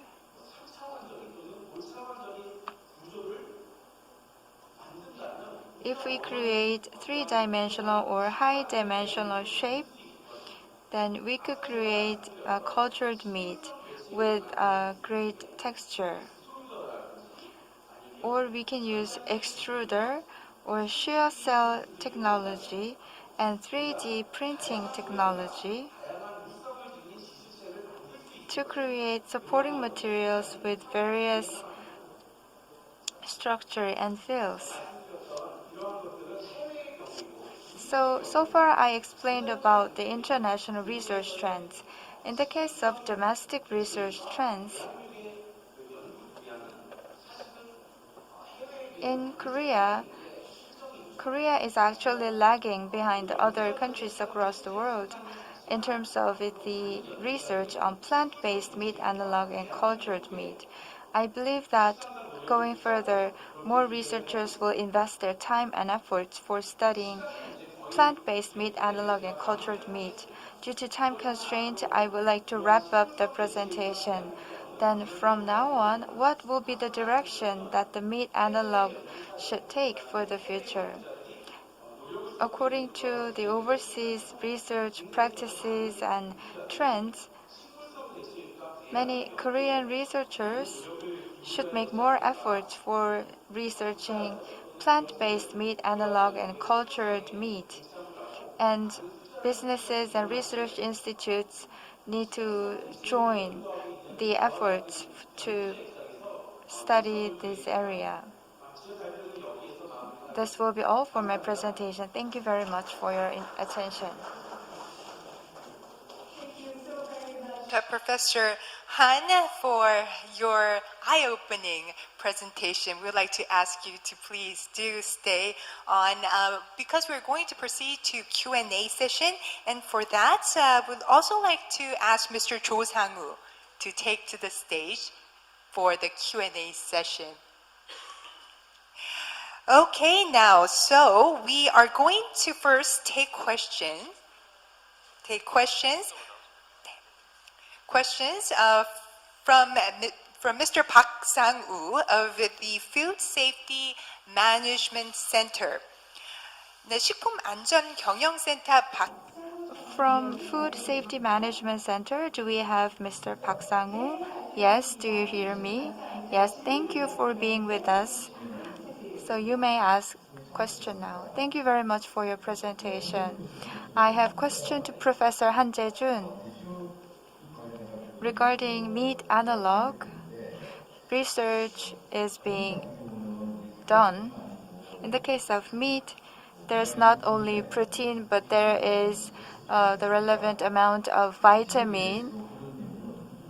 And what about the research on vitamin and other elements in the real meat? So the process of making plant-based meat analog has been very briefly explained during my presentation due to time constraint. As you mentioned, when we make plant-based meat analog, protein is the very basic element we need to realize. But as you said, when we have real meat, we not only have protein, but fat and other vitamin and minerals. In the process of plant-based meat analog production, in the process of getting the protein from plants, we can add nutritious elements that we want to add to the plant-based meat analog. So plant-based meat analog has nutrition as much as the real meat. Thank you. 넘어가 보도록 하겠습니다. 이번에 Next, we have a question from Professor Tae-jun Ho from Wonggwang University. Professor, are you there? So please. Can you hear me? Yes. My question is about ESG. I heard many examples from Executive Jo Sang-woo of Pulmu원, and this sector has a bigger market size than we expected. So ESG will play a very important role here.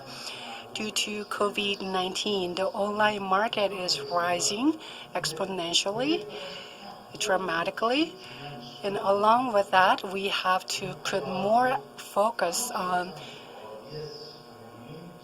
food safety. So ESG management, how does it contribute to ensure food safety? Thank you very much for your question. As I briefly mentioned in my presentation, we cannot remove 100% of carbon footprint of the food industry, but we need to do as much as we can. As Professor Han Jae-jun said before, we can take different approaches. The one thing I would like to point out is to reduce carbon emission. The UN has come up with many activities and mandate, and one of them is to reduce food waste.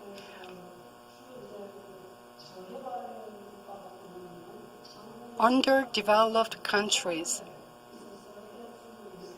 they generate a lot of food waste when they process crops they grow.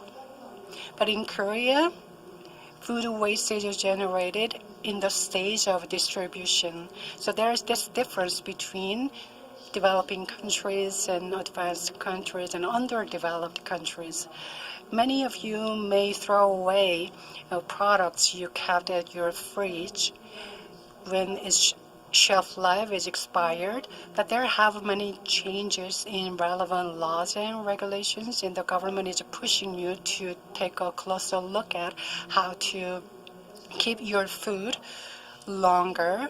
So as I said earlier, the regulation specifies that fresh food should be kept at 10 degrees Celsius, but the number will be lower to 5 degrees Celsius. And that will be part of the efforts to make sure food safety. And it can also contribute to reducing food waste, and it will lead to less carbon emission. Speaking of the freezing temperature, we need to do more studies and more discussions. Does that answer your question? Thank you. Well, I guess this is the beauty of live conference. Thank you very much, Mr. Cho and Professor Han, for the lively Q&A session. And with this, we would like to wrap up session 1, Green in Food. 네, 컨퍼런스 분위기가 So it seems that we're having more and more active discussion during the session. As mentioned before, please download Tenggiji application from Google Play Store. So I'm going to give you the first quiz for the first session.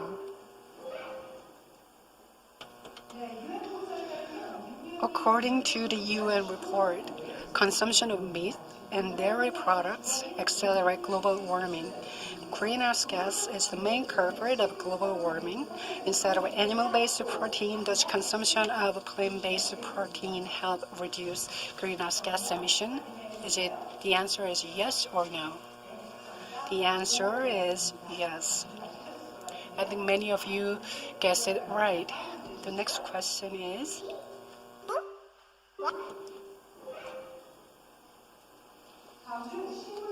among the following examples, what is the textured vegetable protein?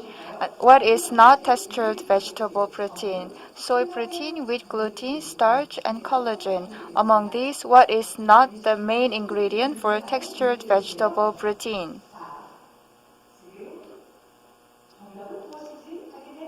Let's see what the answer is. The answer is number 4, collagen. Collagen is not the main ingredient for the textured vegetable protein. Thank you for your participation. So, let's move on to the second session of the conference. Ladies and gentlemen, it is now time for session 2, Green in Packaging. And for our first speaker, we would like to invite to the stage Ms. Grace Kim, Head of Global Packaging R&D at CJ 제11회. Ms. Kim will be speaking on global packaging technology trends and CJ's effort to achieve circular economy. Ladies and gentlemen, please join me in welcoming Ms. Kim with a big hand. Thank you so much. Hi everyone. My name is Grace Kim. I work for CJ, and today I wanted to talk to you a little bit about the global packaging trend, technology trends, especially in sustainability, and also our CJ effort to achieve the circular economy.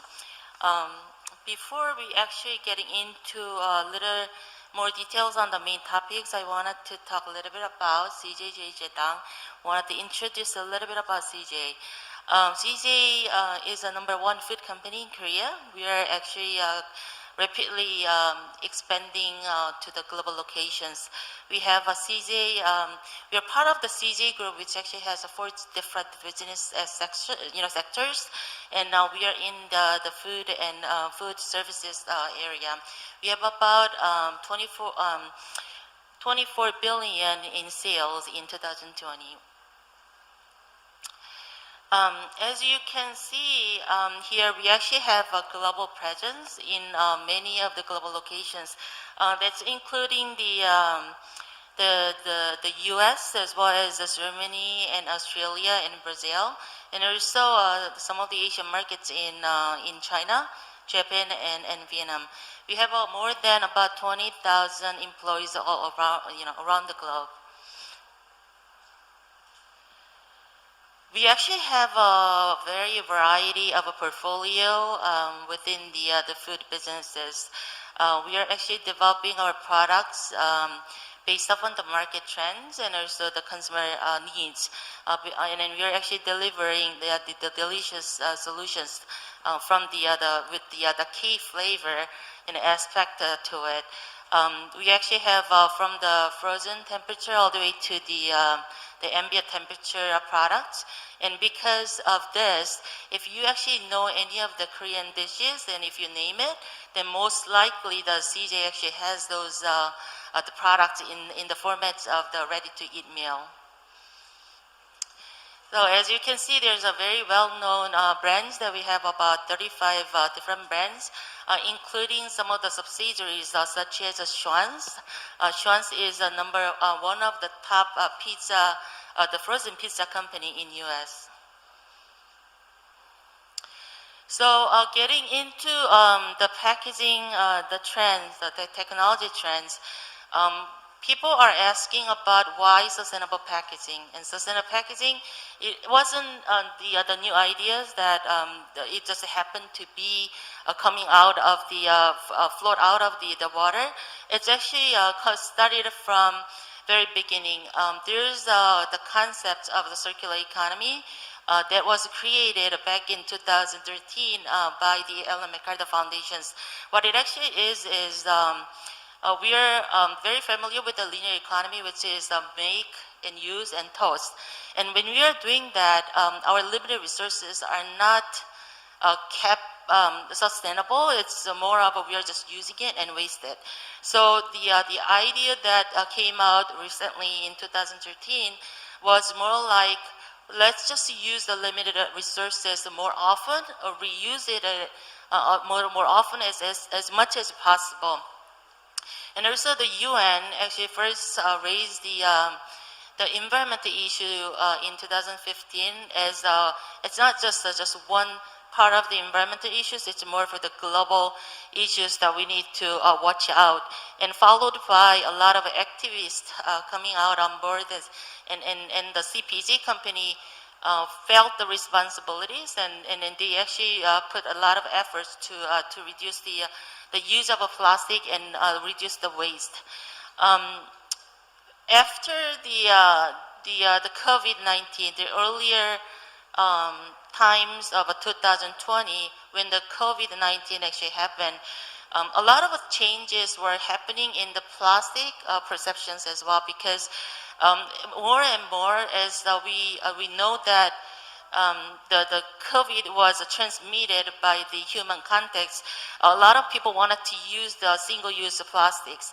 And as we were using it, people were looking into more safety and looking for the personal hygiene that is needed. And the plastic, because it's been optimized so long, that the people think that the plastic is the big, it's actually playing the big, roles to make sure that the personal hygienes are there and the safeties are there. And because of that reason, the perception of the plastic, when back then people are saying the plastic is so bad that you should be stopped using it, as to let's just use it more responsibly, meaning that let's just use it when it's really needed, but let's just look into see how we're going to be reuse them to improve, to make sure that we have limited resources to be wisely used. So we actually did some external research to understand what are the global sustainable packaging technology trends. So we actually hired the external research firm, and we just found out some of the big topics that people are looking at. Most of the major CPG companies, the global CPG companies, they actually have very clear goals on the sustainability packaging, focusing more on the recyclability and reusability and compostability. Everything all towards the circular economy. And the recyclability is definitely the emerging technology area that most likely an option for many of the CPG companies to make the packaging more sustainable and achieve their goals. The major technical focus that the CPG companies are looking into is the monomaterials and the paper-based and bioplastics and PCR, post-consumer recyclage. There are a lot of multiple global initiatives as a consortium based in order to promote the recycling for the value chains in packaging and make the recycling easier. One thing that we actually found out from the research was there's no one solution that could actually fix our sustainability concern. Just because there's a lot of different product lines that we have to overcome, and because there's a lot of different regulations from the regional level perspective. So within the global sustainable packaging technology trends, I wanted to highlight 4 different technologies. The unimaterial, that's where a lot of companies are thinking that this is the way that they can fix the issues with the plastic, the sustainable packaging goals that they have. The unimaterials are they're looking into trying to look into one material so that it could be recycling easily within the recycling stream. It could be the PE based, it could be the PP based based on the package formats that is needed. Again, the area that we have to overcome, especially the company like a CJ who actually has which actually requires the higher functionality in packaging with the oxygen and moisture barrier. It is really tough to look into the one material to overcome the functionality issues that we have. However, there's a technologies in global locations where they develop it so that they could deliver enough barrier properties so that they can make sure that the quality of the products are there and the safety of the products are there. There's some of the examples that they might have to compromise on the shelf life because of the needs of barrier properties for monomaterial, but that's something that everyone think that this is the way to go, even if we compromise a little bit on the convenience side or the shelf life perspective. The other technology trends that I wanted to quickly introduce is the PCR technology, the post-consumer recycling materials, and more the companies, especially for the chemical companies and CPG companies, they're trying to look for the solutions for the plastics, like alternate solutions to plastic. Oftentimes, it's really hard. It's very difficult because most of the product, the packaged good products, require the functionality that is needed. And again, the plastic was optimized so long that it's cheaper solutions, and also it's the functional solutions. When it comes down to the circular economy aspect of it, I guess the visions for the circular economy is let's use the limited resource wisely. So when it comes down to the post-consumer recycling material, that means that you use the once and you recycle it again, and then you reuse it to the same formats of the products. So there's a multiple different ways that you can realize the PCR. It could be the mechanical recycling, as many of the people knows about. You just put it into the same stream and you just break it down and then you reuse it. But a lot of times the mechanical recycling you can only use for the downgraded product line, which is not the concepts of the circular economy.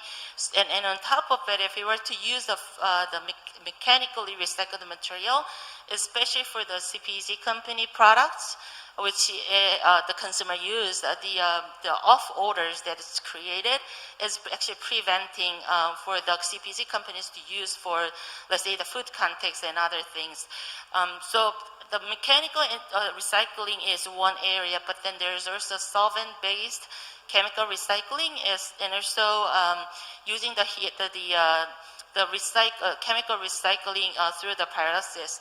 And there's also the concepts of using the bio feedstock, put it in from the very beginning of the earlier stage when they're making the monomer, so that to make sure that we can use the virgin plastic, the virgin plastic smaller amount than what is supposed to be without the PCR product lines.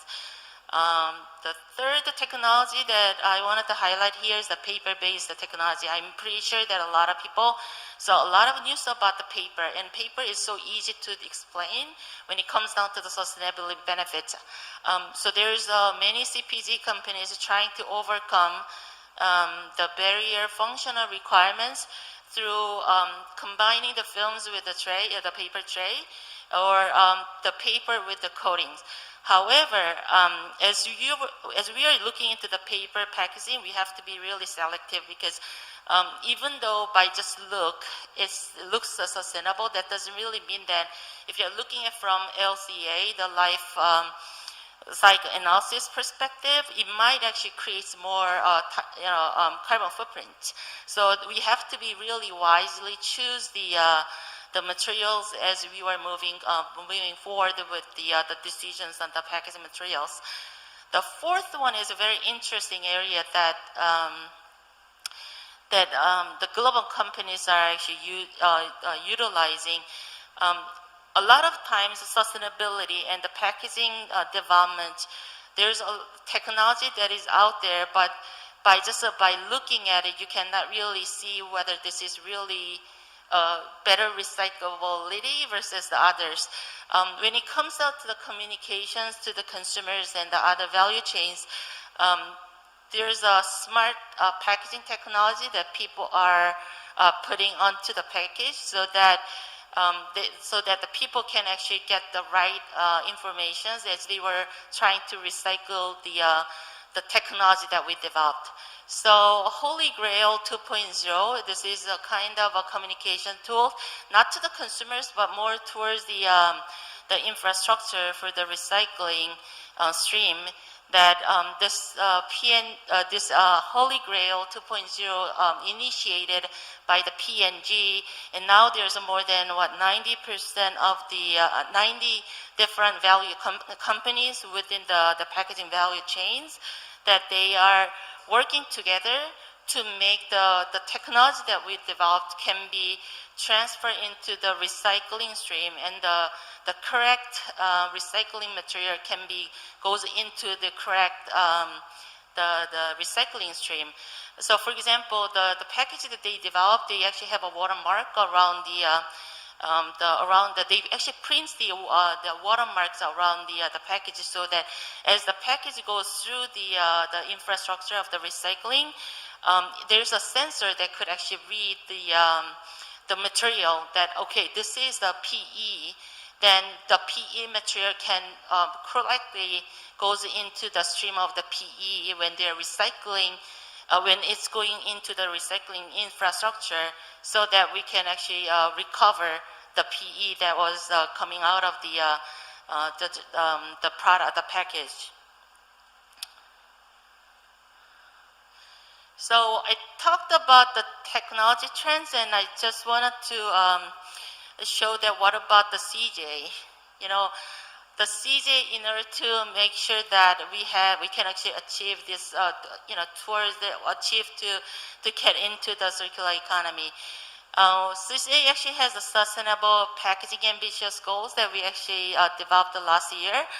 This is, again, it's an internal goals that we actually set up and our vision is not completely eliminating the plastics, because, you know, our product lines require some of the plastics characteristic, the needs.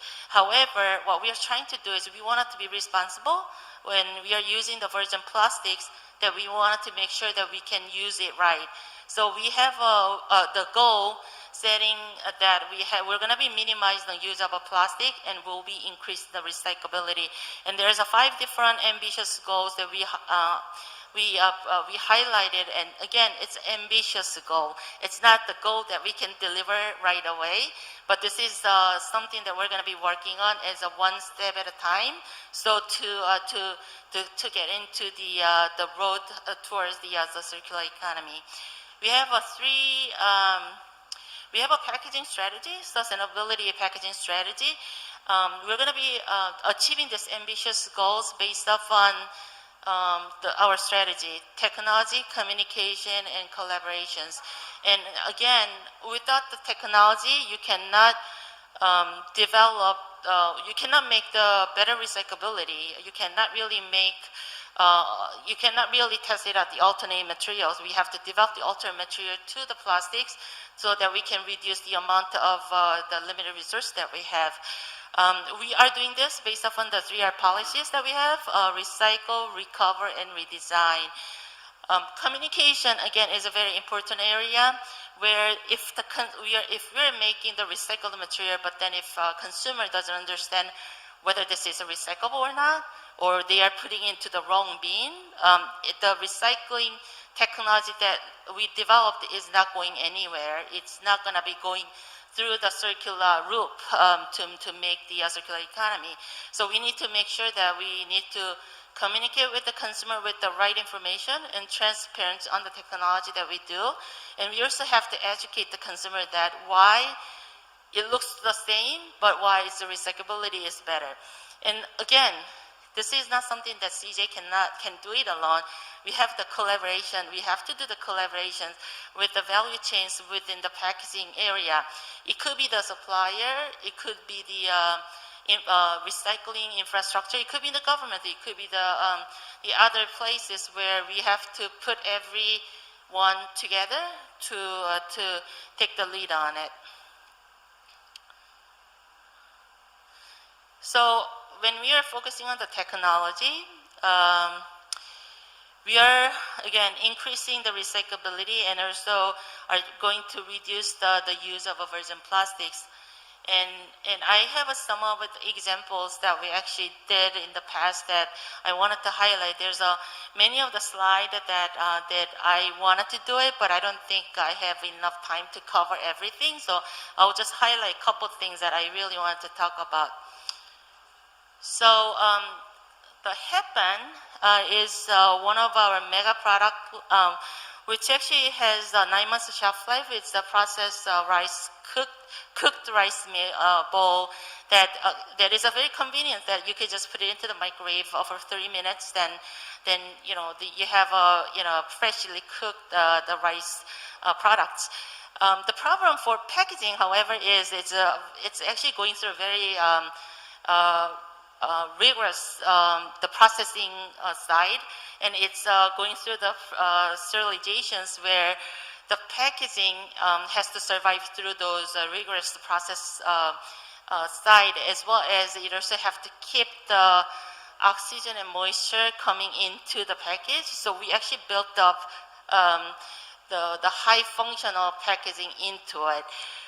So far, for about 10 years, ever since the HEPAN came out, we actually delivered the cost reductions and also the weight reductions on the tray to make sure that we can reduce the plastic waste. We started from, I believe it was 1.1. I can't really see it from here, but it's 1.1 all the way to the 0.67. We utilize our modeling, our expertise in design, and also the mold technology. However, as everyone knows, when you're optimizing the package, there is so much that you can do with the optimization. So we have a limit where we could actually stop there. But then now, how are we going to continuously reduce the virgin use of plastic? That's where the alternate materials that comes in, where you could actually it could be the recycled material that we could actually utilize on the package, so that we can keep the functionality that is needed for our product, but again reduce our virgin plastic use. And if we were to look into lead thicknesses again, I mean, thickness changes can do so much because we need to keep the quality and the safety of the products. However, by optimizing the packaging layer, number of layers that we incorporate into it, that's how we are going to be reducing the virgin plastic that we use. We have spam in Korea. It's a little different positions in Korea versus the other global locations. That the spam is a very premium gift set. It's mostly used as the premium gift during the fall seasons as well as the New Year's. We actually have the spam in Korea. The uniqueness of the spam in Korea actually has a yellow cap, which was a surprise to me because when I was in US, I never saw the yellow cap. But here in Korea, we have a yellow cap. So as we were looking into the ambitious goals, when we are identifying the opportunities, this was one of the areas that we are thinking that maybe this is something that we are overusing the plastic. So maybe this is something that we might be able to eliminate it. The problem, I guess, is when we are looking into deep dive in to see if we can eliminate them, we found out that there's a reason why we put the yellow caps on them. And the yellow cap was just because as we were switching over the material changes and as we were downgazing it, we were making sure that the parting line on top of the can doesn't prematurely damaged by the impact from the distribution. So the cap was actually playing the biggest roles in terms of a distribution quality concern. So what we actually did was we actually did a study according to the global distribution standard method, ASTM method, and that is something that we were testing it out to see if we could actually eliminate the yellow caps. Of course, there's a certain concerns that we've actually overcome once we found out the issues that we found from the testings. So as we were removing the yellow cap, we also had an opportunity to resize the gift set trays. And as a net, there's additional savings from the plastic redesign, the reduction perspective. Last year, during the fall season, we actually introduced a couple of the gift sets, and this year we're expanding that opportunity to the more bigger scale. And this is the most recent announcements that we actually made for tofu bundles. And I believe that this is one of the first kind in Korea that we were utilizing the outer package with the biodegradable materials. We have a PLA and PHA mixture that we use for the secondary package. This is the first commercial tofu bundle pack, utilizing the PLA and PHA compounding packaging in Korea. And I really think that this is a result of extensive collaborations with other multiple value chain suppliers that, we 제이제당, like CJ 제이제당 Bio actually has a PHA, and we have a compounding company, Usong and SKC, which is the filmmaker. They all work together to make sure that we could actually launch this product flawlessly and quickly. And I think this is the kudos to all the team members who actually worked on it, because by doing this, we are utilizing the biodegradable materials. Because of this, we are reducing the virgin plastics by about 27 tons per year.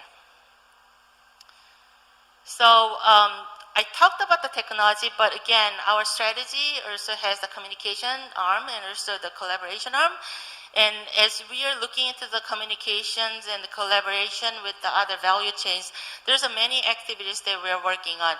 Again, from the communication side, we are trying to educate the consumers to make sure that they understand the recyclability or the packaging technology fully, so that they can, recycle, in a correct ways. And when we are working with a collaboration with other value chains, we can generate the ideas, so we can drive the activities so that we can all go into the same common goals within the common goals towards the circular economy. And CJ actually has a lot of internal and external collaboration through the open innovation with the different research firms and other places to develop the technology, of course. Because as we were getting into those collaboration, we can totally find what is the newest trends in technology, and as well we can also understand what are the different regulation, different activities that's out there that we can evaluate. So this is my final slide that, delivering circular economy, again, is not just one person's or the one company's job. This is something that everyone has to be responsible for it. And if each one of us actually did do the better collaborations to make the better world, and I think that's the way that we should go. Okay, I'm done. Ladies and gentlemen, a big round of applause for our amazing presenter and speaker, Ms. Grace Kim at CJ 제일제당. She's done an excellent job of putting things into perspective when it comes to global packaging technology trends. Now, ladies and gentlemen, our next speaker is Dr. Martin Schlumer, Business Field Manager of Recycling and Environment of Fraunhofer IVV. Dr. Schlumer is a PhD on recycling of plastics from waste electronics. And Dr. Schlumer will be speaking on developing technology of eco-friendly material. Dr. Schlumer, are you with us? I hope so. I hope you can hear me. Yes, loud and clear. It works properly. Thank you very much for joining us, and we are so excited to hear from you. And with that said, the floor is yours now. Yeah, thank you very much. Okay, let me start, and first thank you all for inviting me and giving me the possibility to speak here on the eco-friendly materials. Next slide, please. When we talk about eco-friendly material, this is not a totally new concept. Sustainable packaging has been on the floor for the last 2 decades at least. And it has been normally addressed by reducing the resource consumption. As we have just seen in the last presentation, reduce the thickness of packaging. So the gram packaging per kilogram food has dropped. And this has, of course, a great influence on the sustainability parameters. And another good idea was to improve or include barrier concepts, the so-called multi-layer films, which honestly increased shelf life of packed food and helped avoiding food waste. And this is critical. If you see this picture down here, you see that the energy consumption along the value chain is mainly associated with the production of food. And if you look into the packaging, it's only 2, including transport packaging, probably 5% of the overall energy consumption for this value chain. So honestly, it is the most important thing to preserve the packed food and not so much of just taking care of the food packaging. And honestly, the focus in the last 20 years was, of course, much more on the energy and CO2 footprints, since these are the parameters which normally dominate the question of sustainability. But around about 5 to 6 years ago, that switched dramatically. Next slide, please. Next slide, please. Thank you. If you look at pictures like on the right-hand side, at the beaches, many people found packaging with brand names on it. We had a large discussion on ocean and marine plastics. We had discussions on dramatic effects of such plastics on marine life. We found plastics in humans, whatever. So this really increased fear that we have no control at the end of the value chain on what happens with our plastic waste. And this is one of the pictures which you all probably know for the global plastic value chain. We have much of leakage. We have many large volumes and at landfills. And then we have kind of end-of-life treatment. Some of it is incinerated or used for energy recovery. Then we have at least a portion of around about 40% which is collected for recycling. And then we have really a loss in processing and in cascade recycling, meaning this will never end the original value chain and is downgraded to, let's say, really low quality plastics. And this is the issue why nobody's really investing in doing much better things here. And this is the situation which leads in the end to wasting our oceans, wasting our environments. Next slide, please. And this is why round about this 5-6 years ago, end-of-life treatment, recyclability, circularity have become the new and probably these days dominating sustainability indicators. If it's useful to make them that dominant, I put it in question. However, as you saw in the last presentation, the brand owners claim all the packs they are producing are now recyclable, and they try to include post-consumer or post-industrial recycling concept. However, if you see that vision here, which has been proposed by the Ellen MacArthur Foundation, you see that the idea is with working only a limited amount of virgin feedstock, we try to really become circular. And if you want to do that, we have to overcome the hurdles from the present situation. And here we have, in principle, 2 directions. The one is we have to improve the recyclability of the packaging which we are currently using.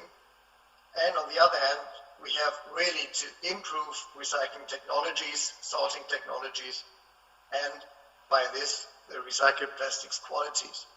Since only doing high quality recycling will end up in the situation that we can reuse them in our value chains.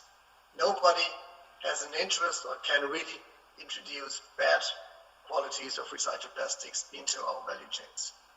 This will never work. Next slide, please. I won't too much concentrate on packaging. Here we had some very nice insights from the last presentation. Probably one a bit deeper insight into what we understand with multi-material packaging. So in case of using flexible packaging or using that lids which were shown before, we have earlier used multi-materials in order to save material, in order to better preserve the packed food, for example. And here we use many different layers of many different materials. And each of that material had a certain function.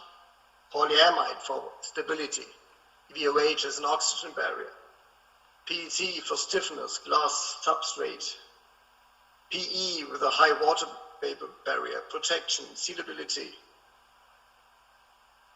PVDC even with a high water vapor and oxygen barrier and the sealability, aluminium for extremely high gas barrier, light protection, titanium dioxide, and so on and so on. And what you see today is that in order to make material better recyclable, we try to switch from these multi-layer materials to monomaterial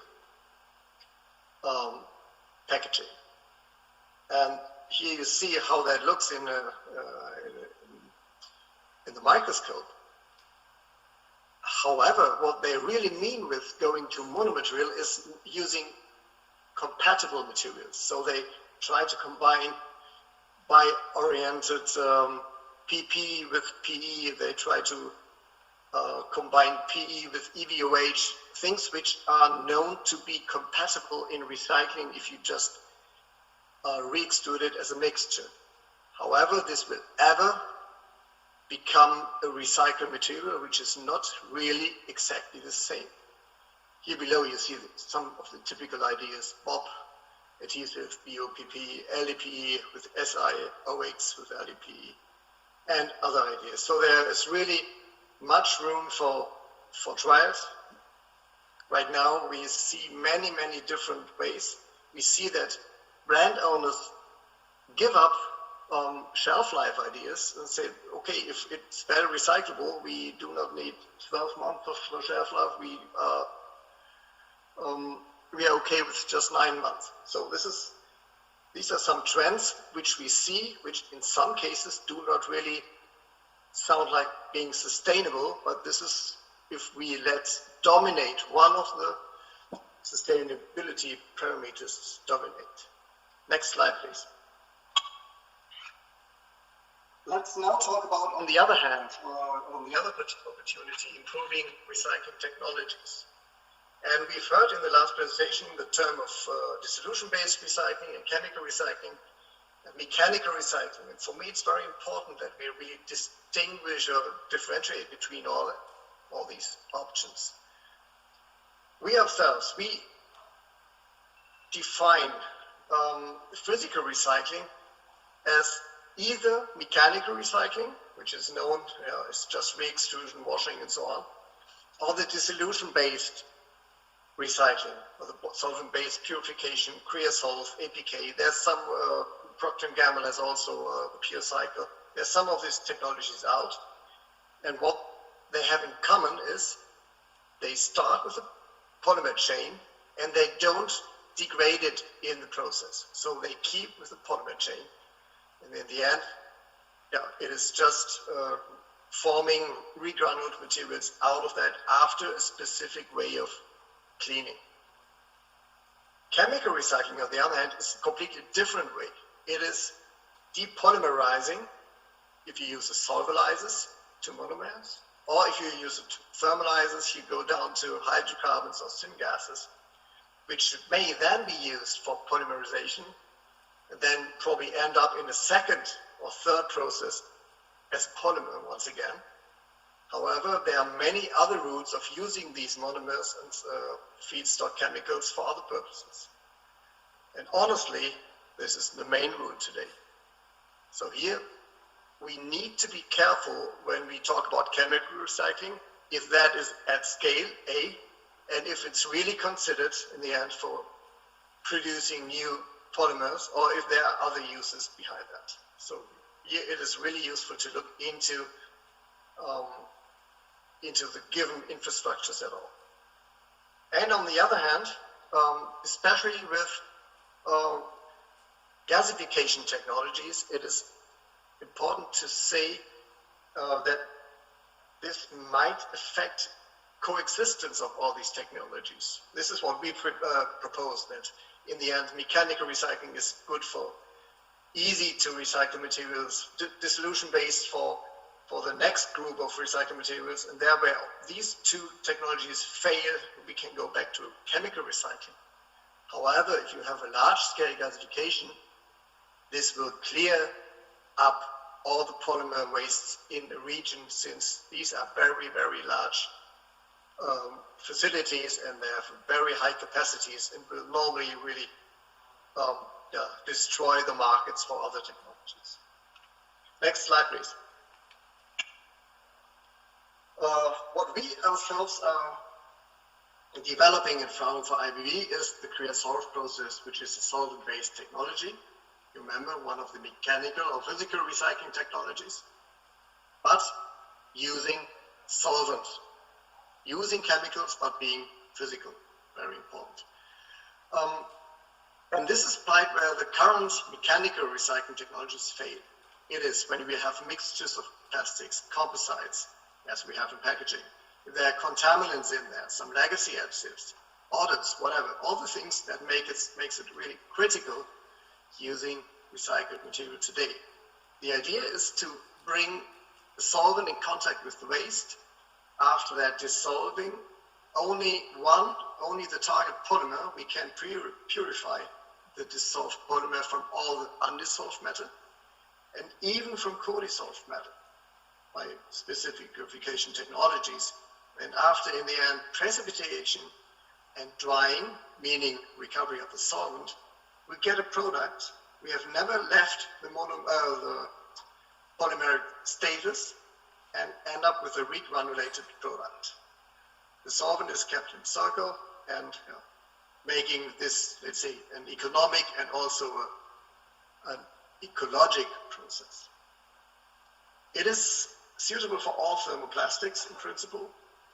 It uses specific, effective, and safe solvents. Safe in terms of industrial use, and safe in terms of that these chemicals, if there are some ppm are left over in the products, do not cause any harms to the customers.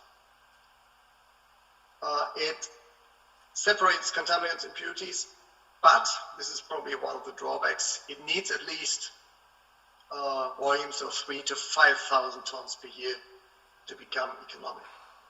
The products are free of foreign polymers, free of foreign materials, free of contaminants and odors, and have properties very, very close to virgin. The only thing where we have some troubles with is sometimes the color. If we start with black, we will not start with transparent. But this is, let's say, a typical issue of mechanical or physical recycling. What can that do with, let's say, flexible packaging mix, as you see here, which is a scrapped and pre-washed a mixture of many, many different multi-layers coming from really end-of-life materials, in this case from Indonesia. You see that in principle we have PET, PE, probably even PA and polyethylene, PE in that. And if you go step by step for all these plastics, you can really make a very clear aluminium fraction out of that, and at the same time producing different quantities of recycled PE, PET, PA, and so on. This is, of course, more or less a lab scale exercise. Next slide, please. Sorry, this is what I've talked about on the last slide. So this is where you see the total volume of all the flakes, and after stepwise extraction and Creasolve processing, we end up with the aluminium. Next, please. If you do that, it is of course important to bring that into commercialization. So, of course, this is a principle which works very, very well in lab scale. And this is where, of course, we started 20 years ago. We checked out all the solvents, checked out all the principles of dissolution, precipitation, cleaning, and drying, and so on.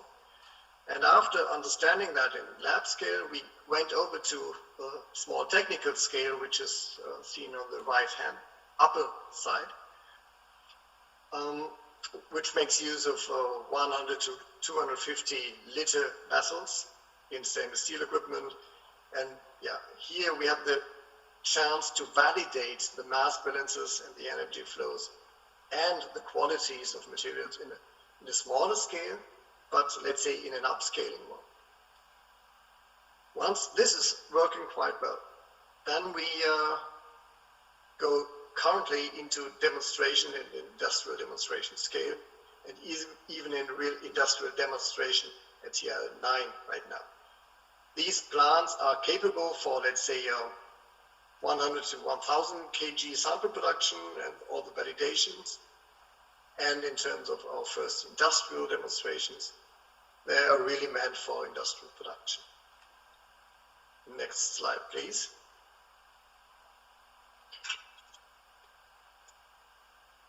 So let me shortly talk about our project together with the company of Unilever, who approached us in the range of 2011, 12, 12, when we were in the lab scale and then the small technical scale. And they told us about the multi-layer packaging systems that they use in Southeast Asia. And they said there is really a threat with that if they don't find a recycling alternative to keep these materials in the market. And here we tested the creosote process, and we saw that it's a very good option to at least recover the PE, probably the PP out of that waste. We did that at pilot scale, and we built, in the end, an industrial pilot in Indonesia, which is now working for 2 years, or in the second year. It is possible to produce pellets out of that who can directly be re-entered in new packaging systems. They really go back from flexible packaging into packaging and demonstrates from this so-called unrecyclable multi-layer systems a circular economy, especially for these LDPs. So it is not the only way to go out of multi-layers. If you use the correct process technology, you can stay with these sustainable multi-layers if they are necessary, and you can recycle it. That's the good news from this lesson. Next slide, please. On a European level, we are currently running the so-called multi-cycle project, and this has two general areas, packaging and automotive. And in the packaging, we really go to recycling of multi-layered packaging films, post-industrial and post-consumer, from the, let's say, typical German sorting facilities. And our aim was to go for polyethylene, polypropylene, PA, and PET coming out of these materials, and trying to show where to go with these materials. If they can be reapplied in PE, in PP films, if we can make even use of the PA and the PET. We are not at the very end of the project, we have still 1 year, but we have very, very positive results right now. Next slide, please. Here, for example, you see really from post-industrial material recovered PE, which is now used again in blown film production. Here you see some of our tensile strengths, comparison of virgin PE cast films, recycled PE cast films, and a recycled PCR blown film, and we see we are always in the same area. So mechanically, it is really worth doing it. Color-wise, you see it's probably not that transparent at this stage, but here we are working together with the film producers to increase that a bit. But yeah, we can currently see that this is directly reapplicable in non-food packaging at that stage. We even tried to, we get back a very good PET and PA, which is in this project considered for either packaging, but most probably even in automotive applications if it's used as a fiber material then. But this is not finally decided. We will go into demonstrators. Last slide, please. Yes. So we will next week start now a new project, new European project, together with 14 other partners, which is called Circular Food Pack. And here we want to overcome the last hurdles from the previous projects, which was the Unilever and the multi-cycle one, where we could show that we can make use of recycled polyolefins from post-consumer packaging waste. And if we want to go back into food packaging again, then the hurdles are much higher than just going back into non-food packaging because of the food grade issues that we of course have. And the general idea here to do that is a bit similar to the Holy Grail approach that that the previous speaker talked about. We use the so-called tracer-based sorting by the company of Polysecure. And the idea is to bring specific tracers into the printing of the packaging, which allows a very, very specific sorting of food packaging only and separated from the non-food, which is then pre-treated by washing, de-inking, probably even deodorization by thermal treatment. And yeah, depending on which route we are going and depending on the qualities, we then compare, let's say, typical mechanical recycling, which is shown here in yellow, and compare it with the green fields of the creosote. Sorry, mechanical recycling is green and creosote is shown here as yellow. And we try to recycle and produce either with mechanical recycling materials which might go back into at least flexible packaging, and with the creosote materials we hope to be even better from the qualities that we can reuse it, of course, in the food packaging. So the idea is that we are not only have the high quality from the recycling, and we avoid any bringing in any materials from the use phase and from the waste collection phase that may have entered the materials, which are then de-inked, washed, or eliminated during the creosote process, which should add up in principle as a very, very pure material, but it has always been a physical recycling and maybe then reused in flexible packaging.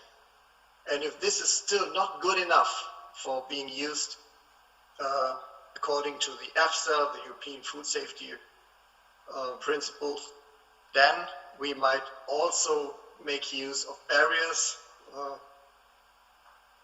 of SCOX, for example, in order to make this a real safe food packaging. The partners involved here are Amcor, Nestle, the KIT and Culture, and of course Fraunhofer as a coordinator. Thank you very much. Last slide, please. If there are any other questions, yeah, just let me know. Thank you very much, Dr. Schlumer, for offering us your rich insight and also introducing Fraunhofer's Create-Solve process. Now, we are behind our schedule, so we probably have to make our Q&A a little short, but let's proceed and start the Q&A. And turn over to Professor Kim Do-hwan of Gangneung Wonju University. I believe you have a question for Dr. Schlumer. Is Professor Kim Do-hwan with us? 네, 제 목소리 들리시나요? Do you hear me? Yes? Thank you. First of all, thank you very much for your wonderful presentation. As for solvent-based recycling method, I have a question. If we use solvent and achieve closed-loop recycling, that will be wonderful, and I'm interested in this. Is the solvent targeting specific material, or is the solvent can the solvent be applied to all types of plastic materials? And can we use the solvent repetitively? And is the solvent safe for the environment? These are my questions. To most of the question, I can say yes. It is a safe solvent. It can be reused and it can be recycled in the process. And it's even a must to have it recycled for economic reasons. So there's only a very, very minor loss, honestly, with the products. So there are some residues in the ppm range in the product which cannot be avoided technically in the end. And that allows us to be more or less 99% circular with the solvent. On the other hand, that includes that it has to be safe. We can never sell such a material if it's not a safe or toxicologically safe material, solvent. So this is a must, and this is one of the selection criteria for our solvent. To your first questions, in order to be selective here, in order to be applied for really unknown waste compositions, it must be selective. So we have solvents for polyethylene, for polypropylene, for ABS, for polystyrene, for PVC, for PVDC. So there are specific solvents, solvent conditions, whatever, that we are using for each of these polymers that we can be selective in the end. And that means there is, of course, a bunch of different solvents to be used. And this is why we have to decide, honestly, in industrial scale plants, if we want to go for 1, 2, 3, or 10 different polymers. If it's for 10, starting with the same mixture, it is a very complex plant. If you would decide on, I just go for PE and PP, for example, then it might be much easier, and you have to live with a leftover of probably 10-15%, which is then not recycled, which you can then decide to say this might go back into chemical recycling, or you decide saying, okay, it's good enough, or the volume is big enough to feed it into another creosote line optimized for PET or PA recycling. Thank you very much. Now moving over, and let's turn over to Professor Go Sung-hyuk of Yonsei University. Professor Go. I'm here. 네, 안녕하세요. Okay, hello everyone. I'm Professor Go Sung-hyuk from Yonsei University. Thank you for your wonderful presentation. I have two questions. 제11회 is pursuing circular economy. For that purpose, to that end, it is coming up with many goals, and it has developed a lot of plans to achieve circular economy. I'm not an expert of the food industry, but I have an impression that CPG companies or food companies have similar strategies. So given the CJ's strategic direction, I don't want to call it a competition. It doesn't mean that a zero-sum game, but compared to global major food companies, what sets CJ 제일제당 apart in circular economy. What is your strong suit? And my second question is, the problem is packaging materials that are not sustainable. That is why we are having this discussion around sustainability. Having said that, our time and effort must be put on developing materials that are sustainable. Maybe part of the answer already came from you during your presentation, since CJ is using the tofu bundle with and its packaging material is a new material. So if you have new data on new packaging material, if you can share that with us in public, could you share that with us? Let me answer the question in Korean. Answering the first question, if I understand the question correctly, you are asking whether CJ has a specific goal compared to global food companies. Yes, the short answer is yes. We have developed 5 specific goals, and the details of the goals outline the packaging materials and packaging technology. We have been focusing on new packaging materials, but you need to understand that we cannot abandon plastic 100%. So our alternative approach is to reduce virgin plastic, and that's one of our overarching goals. To achieve the goal, we have to turn to a wide range of technologies. In particular, we can look at global food companies and advanced companies. They have similar goals with us, but each company has different product lines. For example, Pepsi is focusing on PE as a new material, since it is using a lot of plastic bottles, and it is focusing on developing technologies to turn PE into more eco-friendly or greener. And CJ has more than 4,000 products available around the world. That means we have more packaging materials required for our products than other food companies in the world. We don't have one size fits all strategy that apply to all of our products, but our direction is to develop alternative materials, which should be recyclable materials, as Dr. Martin described in his presentation. So we are looking at PCR as well. We can also shift to paper-based packaging. So paper can play an important role,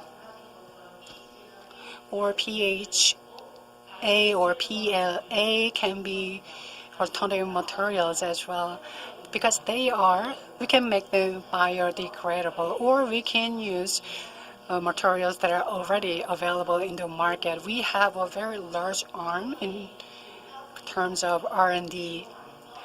So our overarching goal is to find and look for alternatives to plastics, and we have been put extensive research on finding their alternatives. And also Professor Kim, Professor Ko, for your amazing questions and comments. Ladies and gentlemen, now we close session 2. 네, 엄지 준비 운동이 필요한 스마트 퀴즈. Now it is time to play another quiz game. Let's go straight into the game. Here is the question.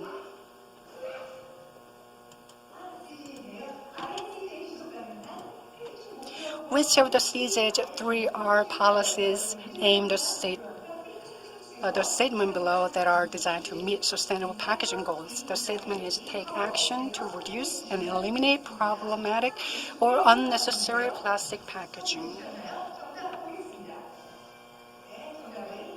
The right answer is number 2, redesign.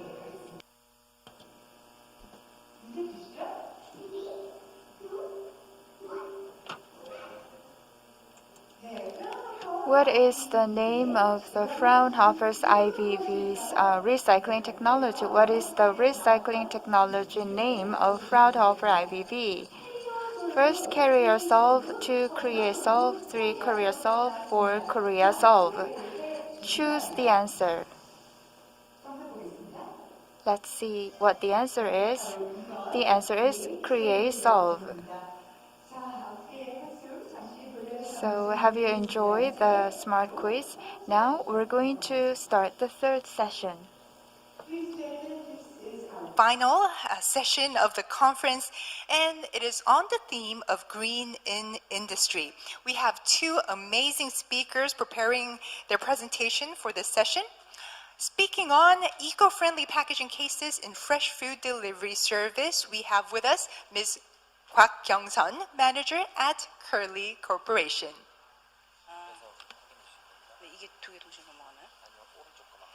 And we ask our speakers to please keep to the 15 minutes we have prepared for the conference. Thank you.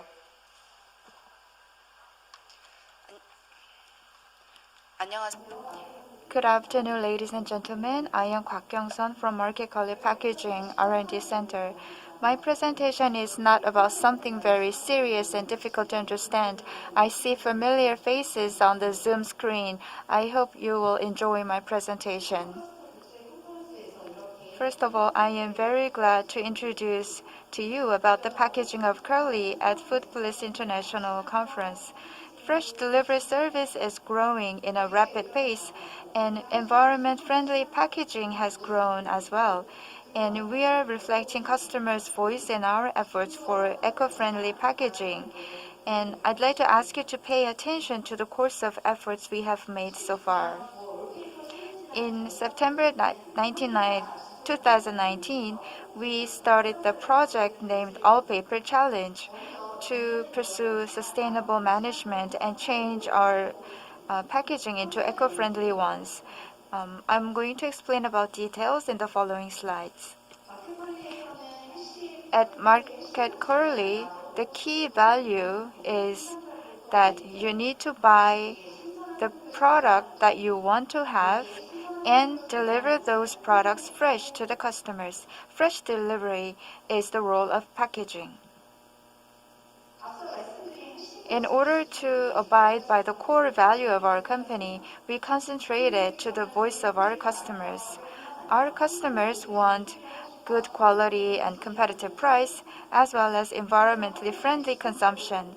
So, Curly has constantly tried changing the packaging materials, and every week we review the voice of customers. We made innovative change after the All Paper Challenge, but before that project, we tried to change the cooler boxes from EPS to paper boxes. Ice pack is an indicator of change in the eco-friendly packaging. SAP gel ice pack was changed to pure water pack, which was again changed into paper water pack and again into single material ice pack. In 2020, we used 3 types of ice pack materials to sensitively respond to eco-friendly trends and policies. Before we adopted all paper, some customers said that it is inconvenient to dispose EPS box, so we retrieved the EPS box and we collected the paper cardboard boxes after all paper project, and the proceeds from selling the waste paper were used for creating class forests for school students. And we used zebra bag for the products with some soil or non-products that need to be separated from food products. And we replaced those zebra bags with biomass zebra bag by 20%. And from 2021, May, we have started the reusable packaging project. I'd like to explain details about All Paper Challenge. Originally, we started All Paper Challenge from reusable packaging project, and we asked ourselves these questions. Is that really eco-friendly? Is that really convenient? And can that really provide safe quality? So we thought that we still need more preparation and efforts, and we try to change all packing materials to paper materials, 90% of which are recycled in Korea. As such, plastic packaging materials were all changed into paper, and paper included recycled paper and FSC certification paper. As you see here, we changed styrofoam into paper buffer boxes and EPS into paper boxes as well. The key of All Paper Challenge is that we will change cooling box from EPS to paper boxes. To do this, we improve the form of the boxes 30 times and monitor the temperature 1,550 times. As a result, we won the Prime Minister's Award for the 14th Korea Star Awards and 2021 WPO Packaging Star Awards. And we had our goal that we must transform all the packaging of our products into eco-friendly ones, although during the process we faced a lot of challenges. So far, I explained about how we have changed the eco-friendly packaging at Curly. Most of the efforts started from 2015, but the actual full-scale change happened for 2 years from 2019 to 2020. And it seems like we repetitively changed the way we packed our food products for further improvement. Now, I'm going to explain about sustainable packaging, which is at the heart of what we're doing these days.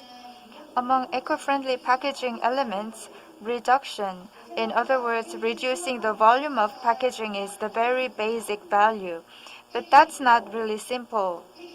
If you consider volume of disposal, heavy weight and the size of box, number of packaging materials, and the gap with the size of product that is inside the packaging box, and in terms of frequency of usage and resource circulation, there are many elements we need to consider. So far, we have made improvement, and every year we extensively improve the quality of packaging materials. So we had to find the right balance in our eco-friendly packaging practice, and we had to meet the demands of the customers.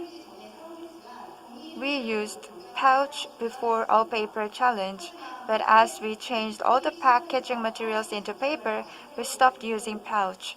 But we decided to make use of the advantages of the pouch in terms of the packaging volume and disposal. So we transformed the existing multiple materials to unimaterial pouches, and we went one step further to introduce paper shock absorbing pouch. So it was very convenient to use them for during summer because it has excellent cooling power. Through All Paper Challenge, we minimized the use of plastic, but we decided to wisely use plastic if we have no choice but to use it. So the vinyl used at Curly use regenerative resin. And also we recycle the resin of the Curly ice bag.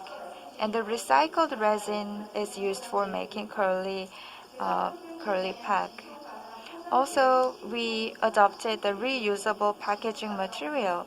This is the key word of sustainable packaging, but it's difficult for ordinary companies to operate reusable packaging in a sustainable manner. If packaging is sustainable and if operation of the packaging is not sustainable, then it could just be ended up as an event. So, excess reusable packaging materials may pose a lot of problems. So, although it could be cumbersome, we asked our customers that they can use personal cooling boxes. It's been 1 month since we started this project. I'd like to ask for your strong support. Here you see the packaging with black color. Inside the box, we have PP material-based installation materials. So we are interested in the overall improvement of product packaging materials besides the ones we're using. For example, before launching the product, we check if there's any type of excess packaging in the document and share the voice of customers. Through this eco-friendly packaging process, we have achieved reduction of the use of many plastics and we reduce the amount of CO2 emission. Eco-friendly trends are bound to change depending on the social issues and depending on how frequently customers are exposed to such issues and trends, the service quality and their satisfaction with the service could be changed. So it's important to embrace the overall eco-friendly trends, and we're going to reflect the fundamental direction of eco-friendliness in sustainable packaging. Thank you very much for your attention. Ms. Kwak, for your talk on Korea's initiatives in eco-friendly packaging, and also for sharing with us those photos of familiar faces. What a treat for the eyes. Now, ladies and gentlemen, we move on to the final speaker of the our 11th International Conference. And the speaker we have is Ms. Simone Schiller. She's Managing Director at DLG. I believe she is joining us online, and she will be speaking on reducing food waste, relevance and strategies. Ms. Schiller. Yes, hello. Hello, and my apologies for the... Yes. Nice to see you, and thank you for the introduction and the possibility to bring my speech and to join your conference. Now, I want to start because I think we are late in time, so I have a few informations for you. How is the strategy in Europe and especially in Germany for food waste? The next slide, please. At first, I want to introduce a little the DLG. The DLG is a German agriculture organization. We are a non-profit and a politically independent organization. We have more than 30,000 members. And we are a science organization and and work together with experts, with voluntary experts. The next slide, please. Our goals are to bring knowledge and expertise in the branch, in agriculture and food branch. We make tests to improve the quality of food and agriculture material. And we have many trade fairs and exhibitions. Next slide, please. Our organization is from the members. It's members driven, and we have an executive committee and the board directors. And my job is I'm the director of the Competence Center Food in the board of the DLG. The next slide, please. Here you see a few exhibitions, a few fairs we do, and so we are a cooperation partner of the COEX Food Week from 24th November till 28th November in this year. We hope that we can join, that we can visit Korea, and so it was a very pleasure for me to welcome you at the exhibition at the COEX Food Week in Seoul in November. Yes, a few insights. Next slide, please. From the Competence Center Agriculture, we developed proposals for meeting and challenges. And the next slide, please. The same we do at the Competence Center Food. We have 3,000 food experts who are working voluntarily in our network. Next slide, please. We have international plant science farm in the near of Saxony, which we do some science for crops. Next slide, please. And to bring the knowledge in the next slide, please. To bring the knowledge in the branch, we have academy and make some workshops and seminars to all things what the branch, what the agriculture and food needs. The next slide, please. No, it doesn't work. Now, in the next, please. Thank you. Yes. Now, the next we do, we make tests for food, more than 3,000 products. I think you know the DLG medal in golden mostly. We have Korean products that we are taste, and I think we want to make the next quality competition in Korea at FOODPOLIS in November. If you want more information, please contact me, and I connect you to our Korean expert, Dr. Chung, who is organizing with us in combination the quality competition, and I think we do it in November, and you can bring your food to us and make some tests with human sensory tests from DLG experts who are very convenient and very near for the sensory of Korean style products. So the next slide, please. The same, we test agriculture materials for farmers. In the next slide, we have some newspaper, some science magazines and publishing products, publishing services in hard copy and also in internet. And the next slide, we make international exhibitions.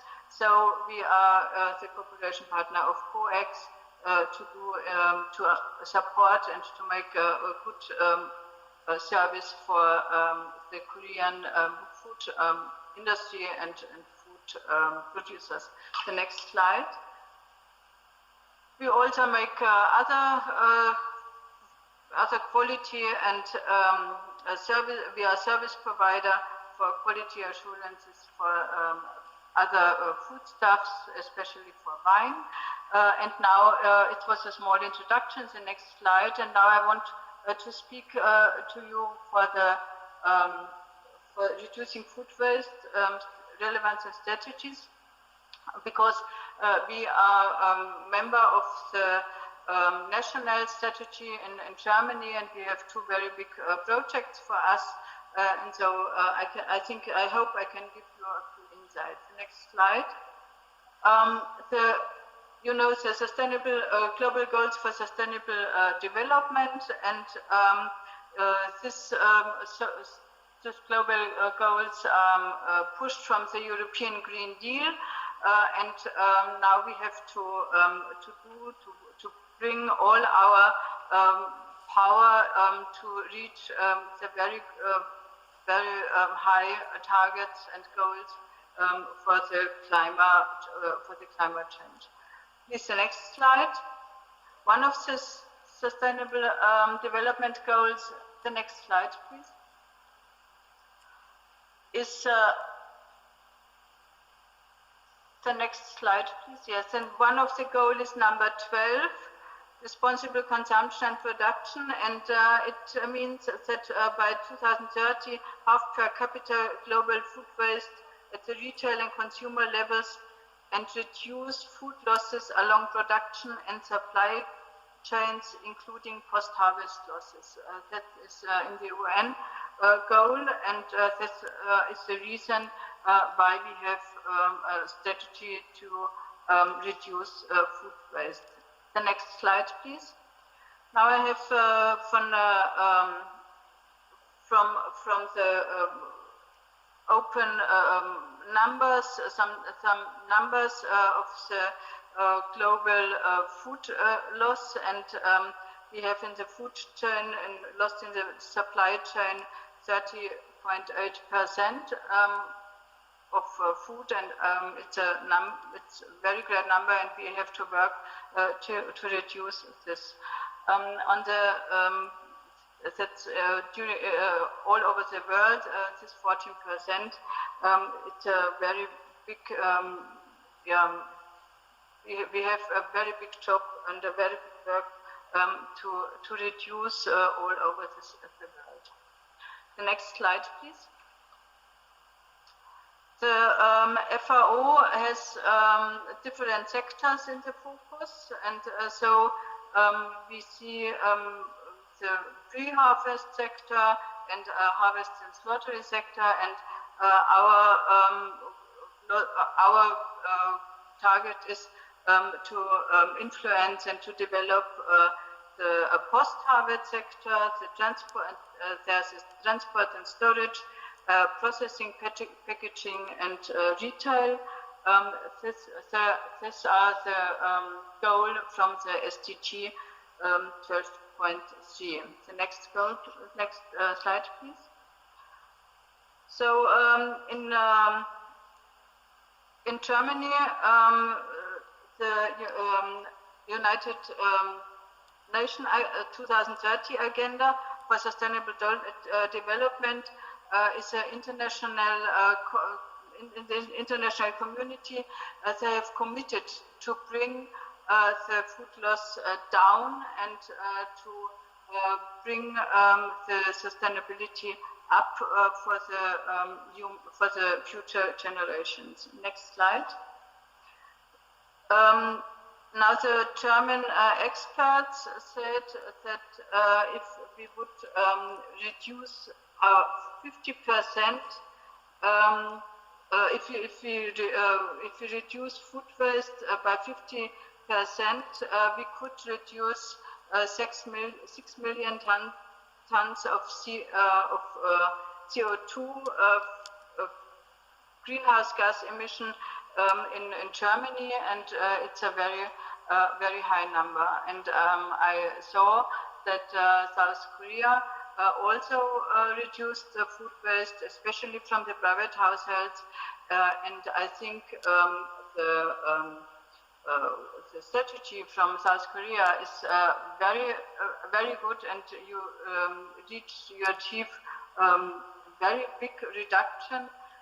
But you will see a little bit after in Germany, this strategy is not in the private households. We are in the beginning of our reduction strategy, and so I think we can have a look for South Korea how to do this work. The next slide, please. The national experts make analytic and analysis of the possible causes of food waste in the different sectors, and you see in the primary production after harvest and after slaughtering. We have losses during the transport and storage. We have overproduction, especially no sale on the market, because retailers sometimes don't need this kind of foodstuff. And or the next point, a very big point in our market, is that the product and quality standards are not good enough for retail. In food processing, we have sometimes damage caused during production. As you know, we have some samples we have to hold back for the analytics and for the quality security. We have some contaminations, we have overproduction, sometimes the plant sales are not achieved. The next thing is that we have returned goods from the trade that can no longer sold as food because the shelf life is not long enough, or they can't sell it out. The next slide, please. The traders have a very big and very high quality management. They send it back, return to the food industry if there is some faults or damage in the packaging. Sometimes the packaging is damaged, or sometimes they cannot sell it till the shelf life is over, or the product recall, or they also have product recalls from the industry. That's a lot of reasons why to sell it back or why to bring the products to food waste. So we have one point, the away from home consumption, catering and restaurants. It's also one of the points where we have food waste. We have some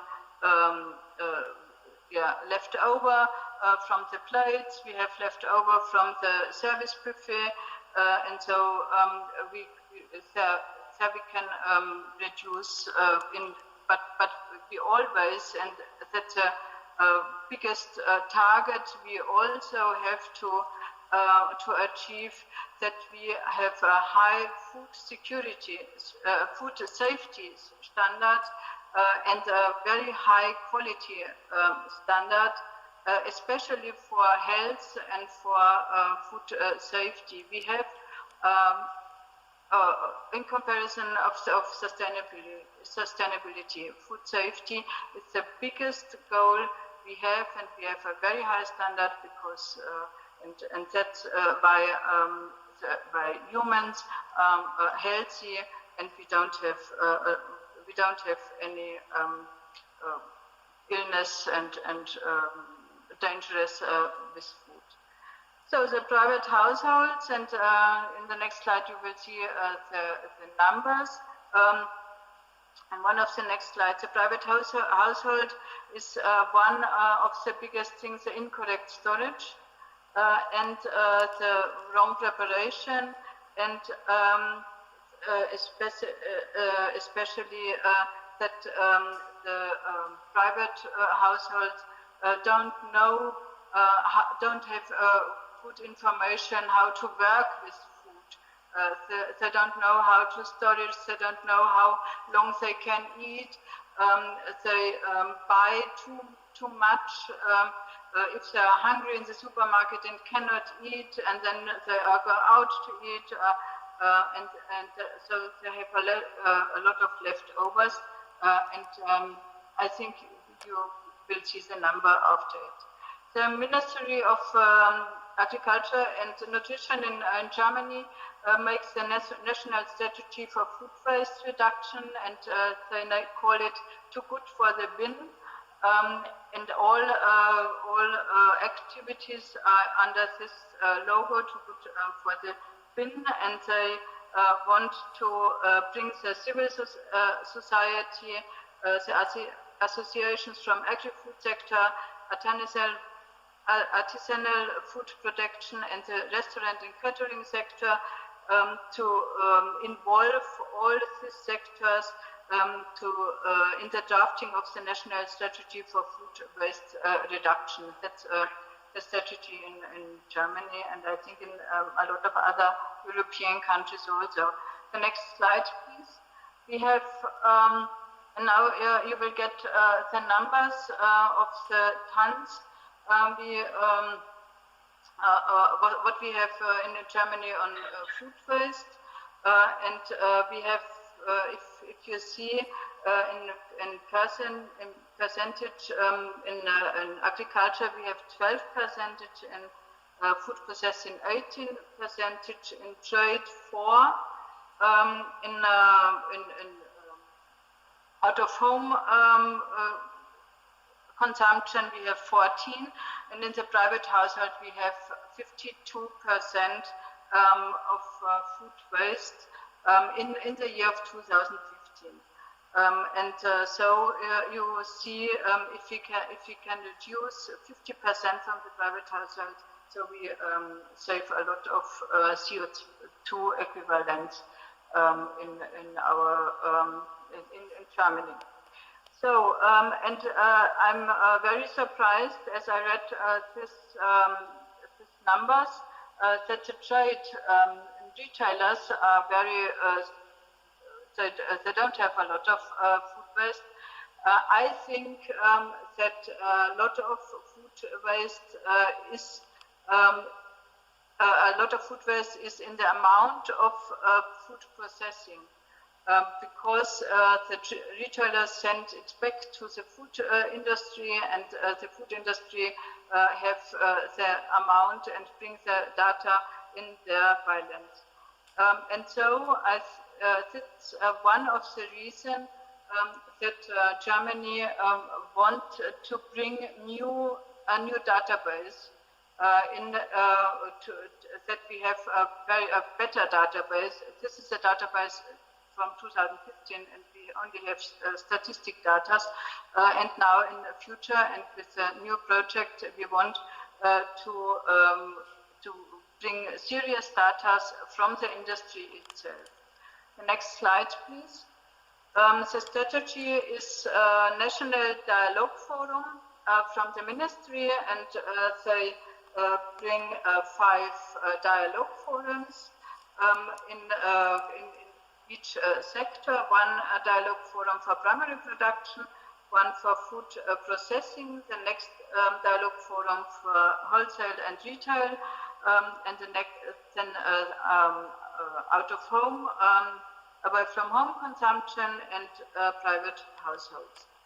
And the next slide, we, the DLG, organize the dialogue forum for reducing food waste in primary production and reducing food waste in processing. We started last December, and we work with round tables for every product, because it's if you want to manage some reduction process or some process working process in the food industry, you have to have a look for meat, especially, or for milk and dairy products, and for fruit and vegetables, because you can't bring every time the same process changement in these industries. So we have round tables for every product group. The next slide, please. So there are a few numbers. Where are the food waste during our processing? There are the first numbers, and we want to check if the numbers are okay in our project. And so you can see we have overproduction from 10%. We have, for example, we have technical programs for 18%.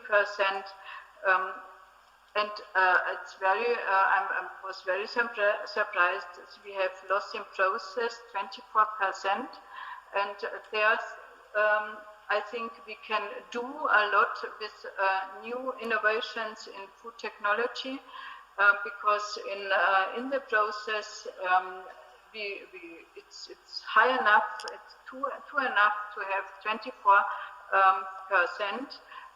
That's the reason is, for example, to switch from one product to the next, and you have the process, the products between, also to have some cleaning up leftovers and so on. And here I think we can make very good innovations with food technology. Next slide, please.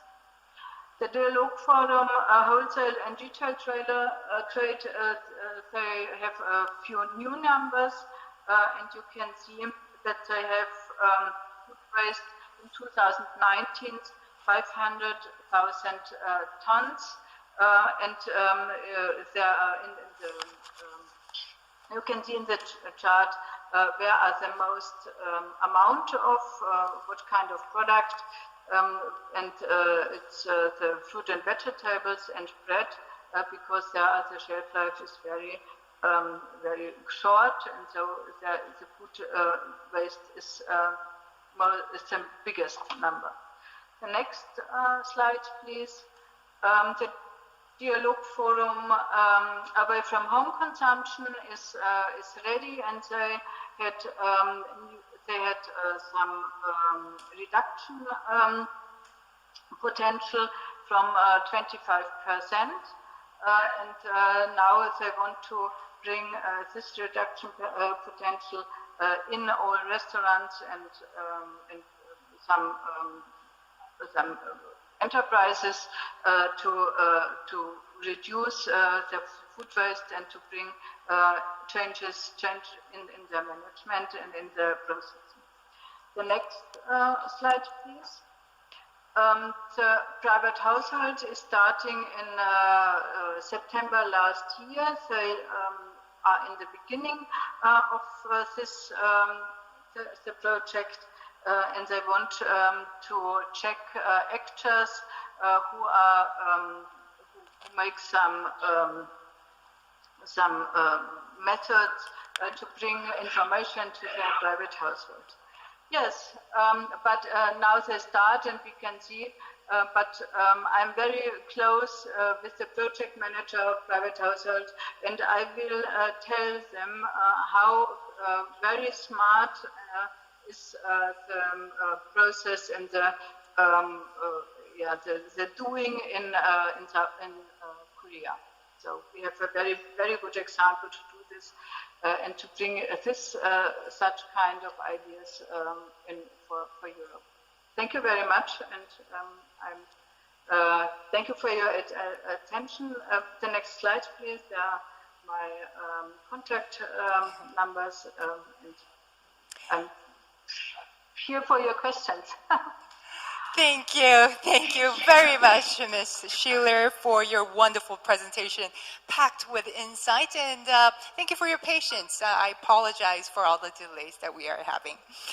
Now, for our Q&A session, we would like to ask Ms. Kwak to the podium, and now turn over to Dr. Im Mi-jin at Korea Conformity Laboratories. Dr. Im, are you with us? Good afternoon. Do you hear me? Yes? Please ask a question.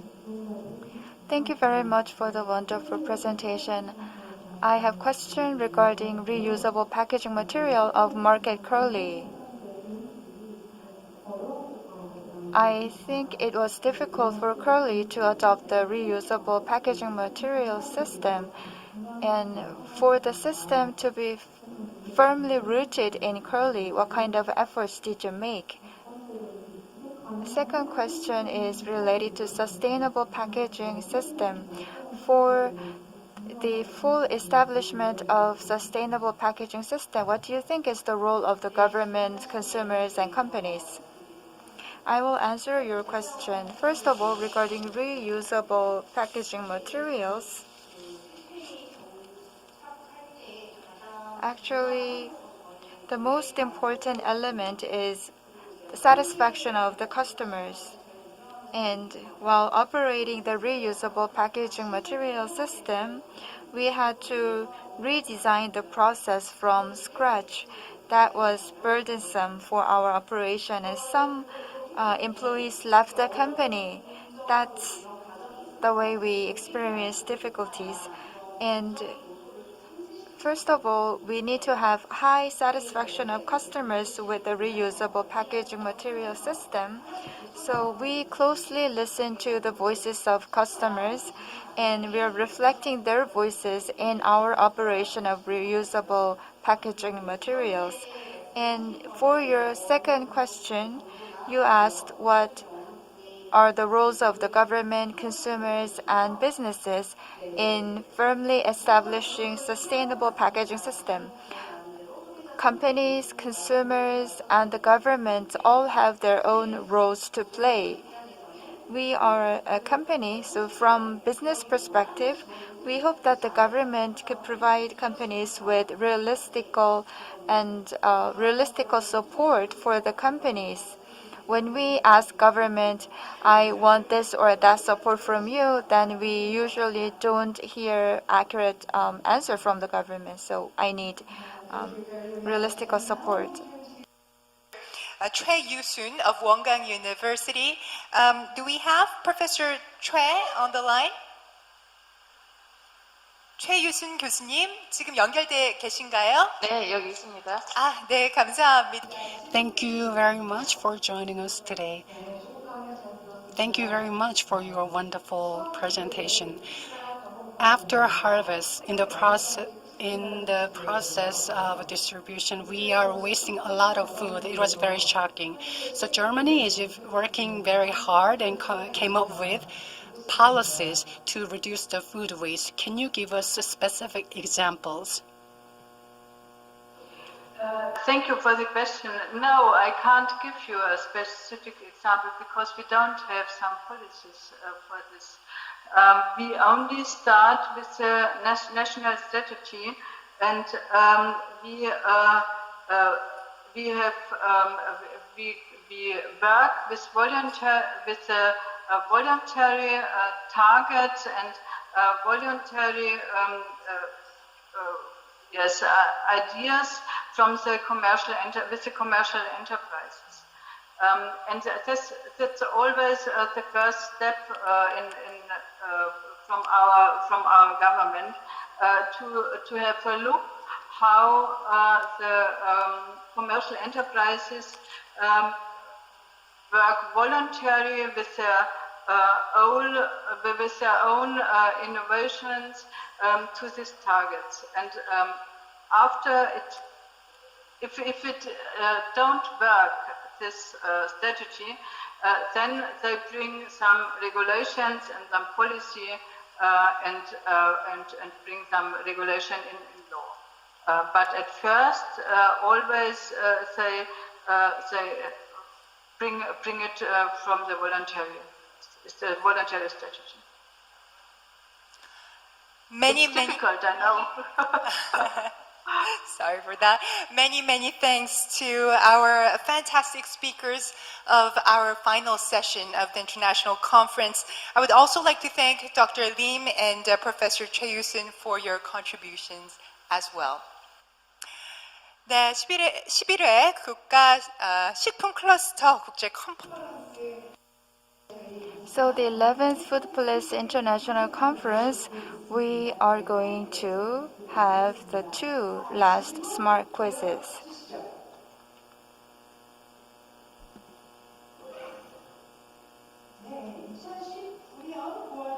In September 2019, Market Crowley proceeded with a project to expand the use of paper packaging. What is the name of the project? All Paper 책임져. Second, All Paper Challenge. Third, All Paper Package. Fourth, All Paper Perfect. Which is the answer? The name of the project is All Paper Challenge. This is the last question. Where can we have dialogue forums? Number 1, machinery. Number 2, marketing and promotion. Number 3, R&D. Number 4, primary production, processing, and private household. Number 5, politics. And the answer is number 4, primary production, processing, and private household. So we've finished all of the 10 questions. Now I'm going to show the rankings from the 4th place to 10th place. We will give voucher for ice cream. The result is on the screen, including Follow Me. Many people won the vouchers for ice cream. I'm going to show you the first 3 prizes. Who won the first 3 prizes? The first prize is Galaxy Watch. I'd like to congratulate the first winner. Some of you may miss the gifts, but don't be disappointed. We will have a lucky draw, and 10 people will win these free gifts. Now you can see the names of the participants on the screen who won the free gifts. Please wait for the contact from the Secretariat.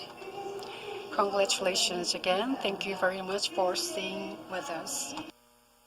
To conclude the conference, I thank you for sharing your time with us and hope that you take away a lot of food for thought and insights from the conference.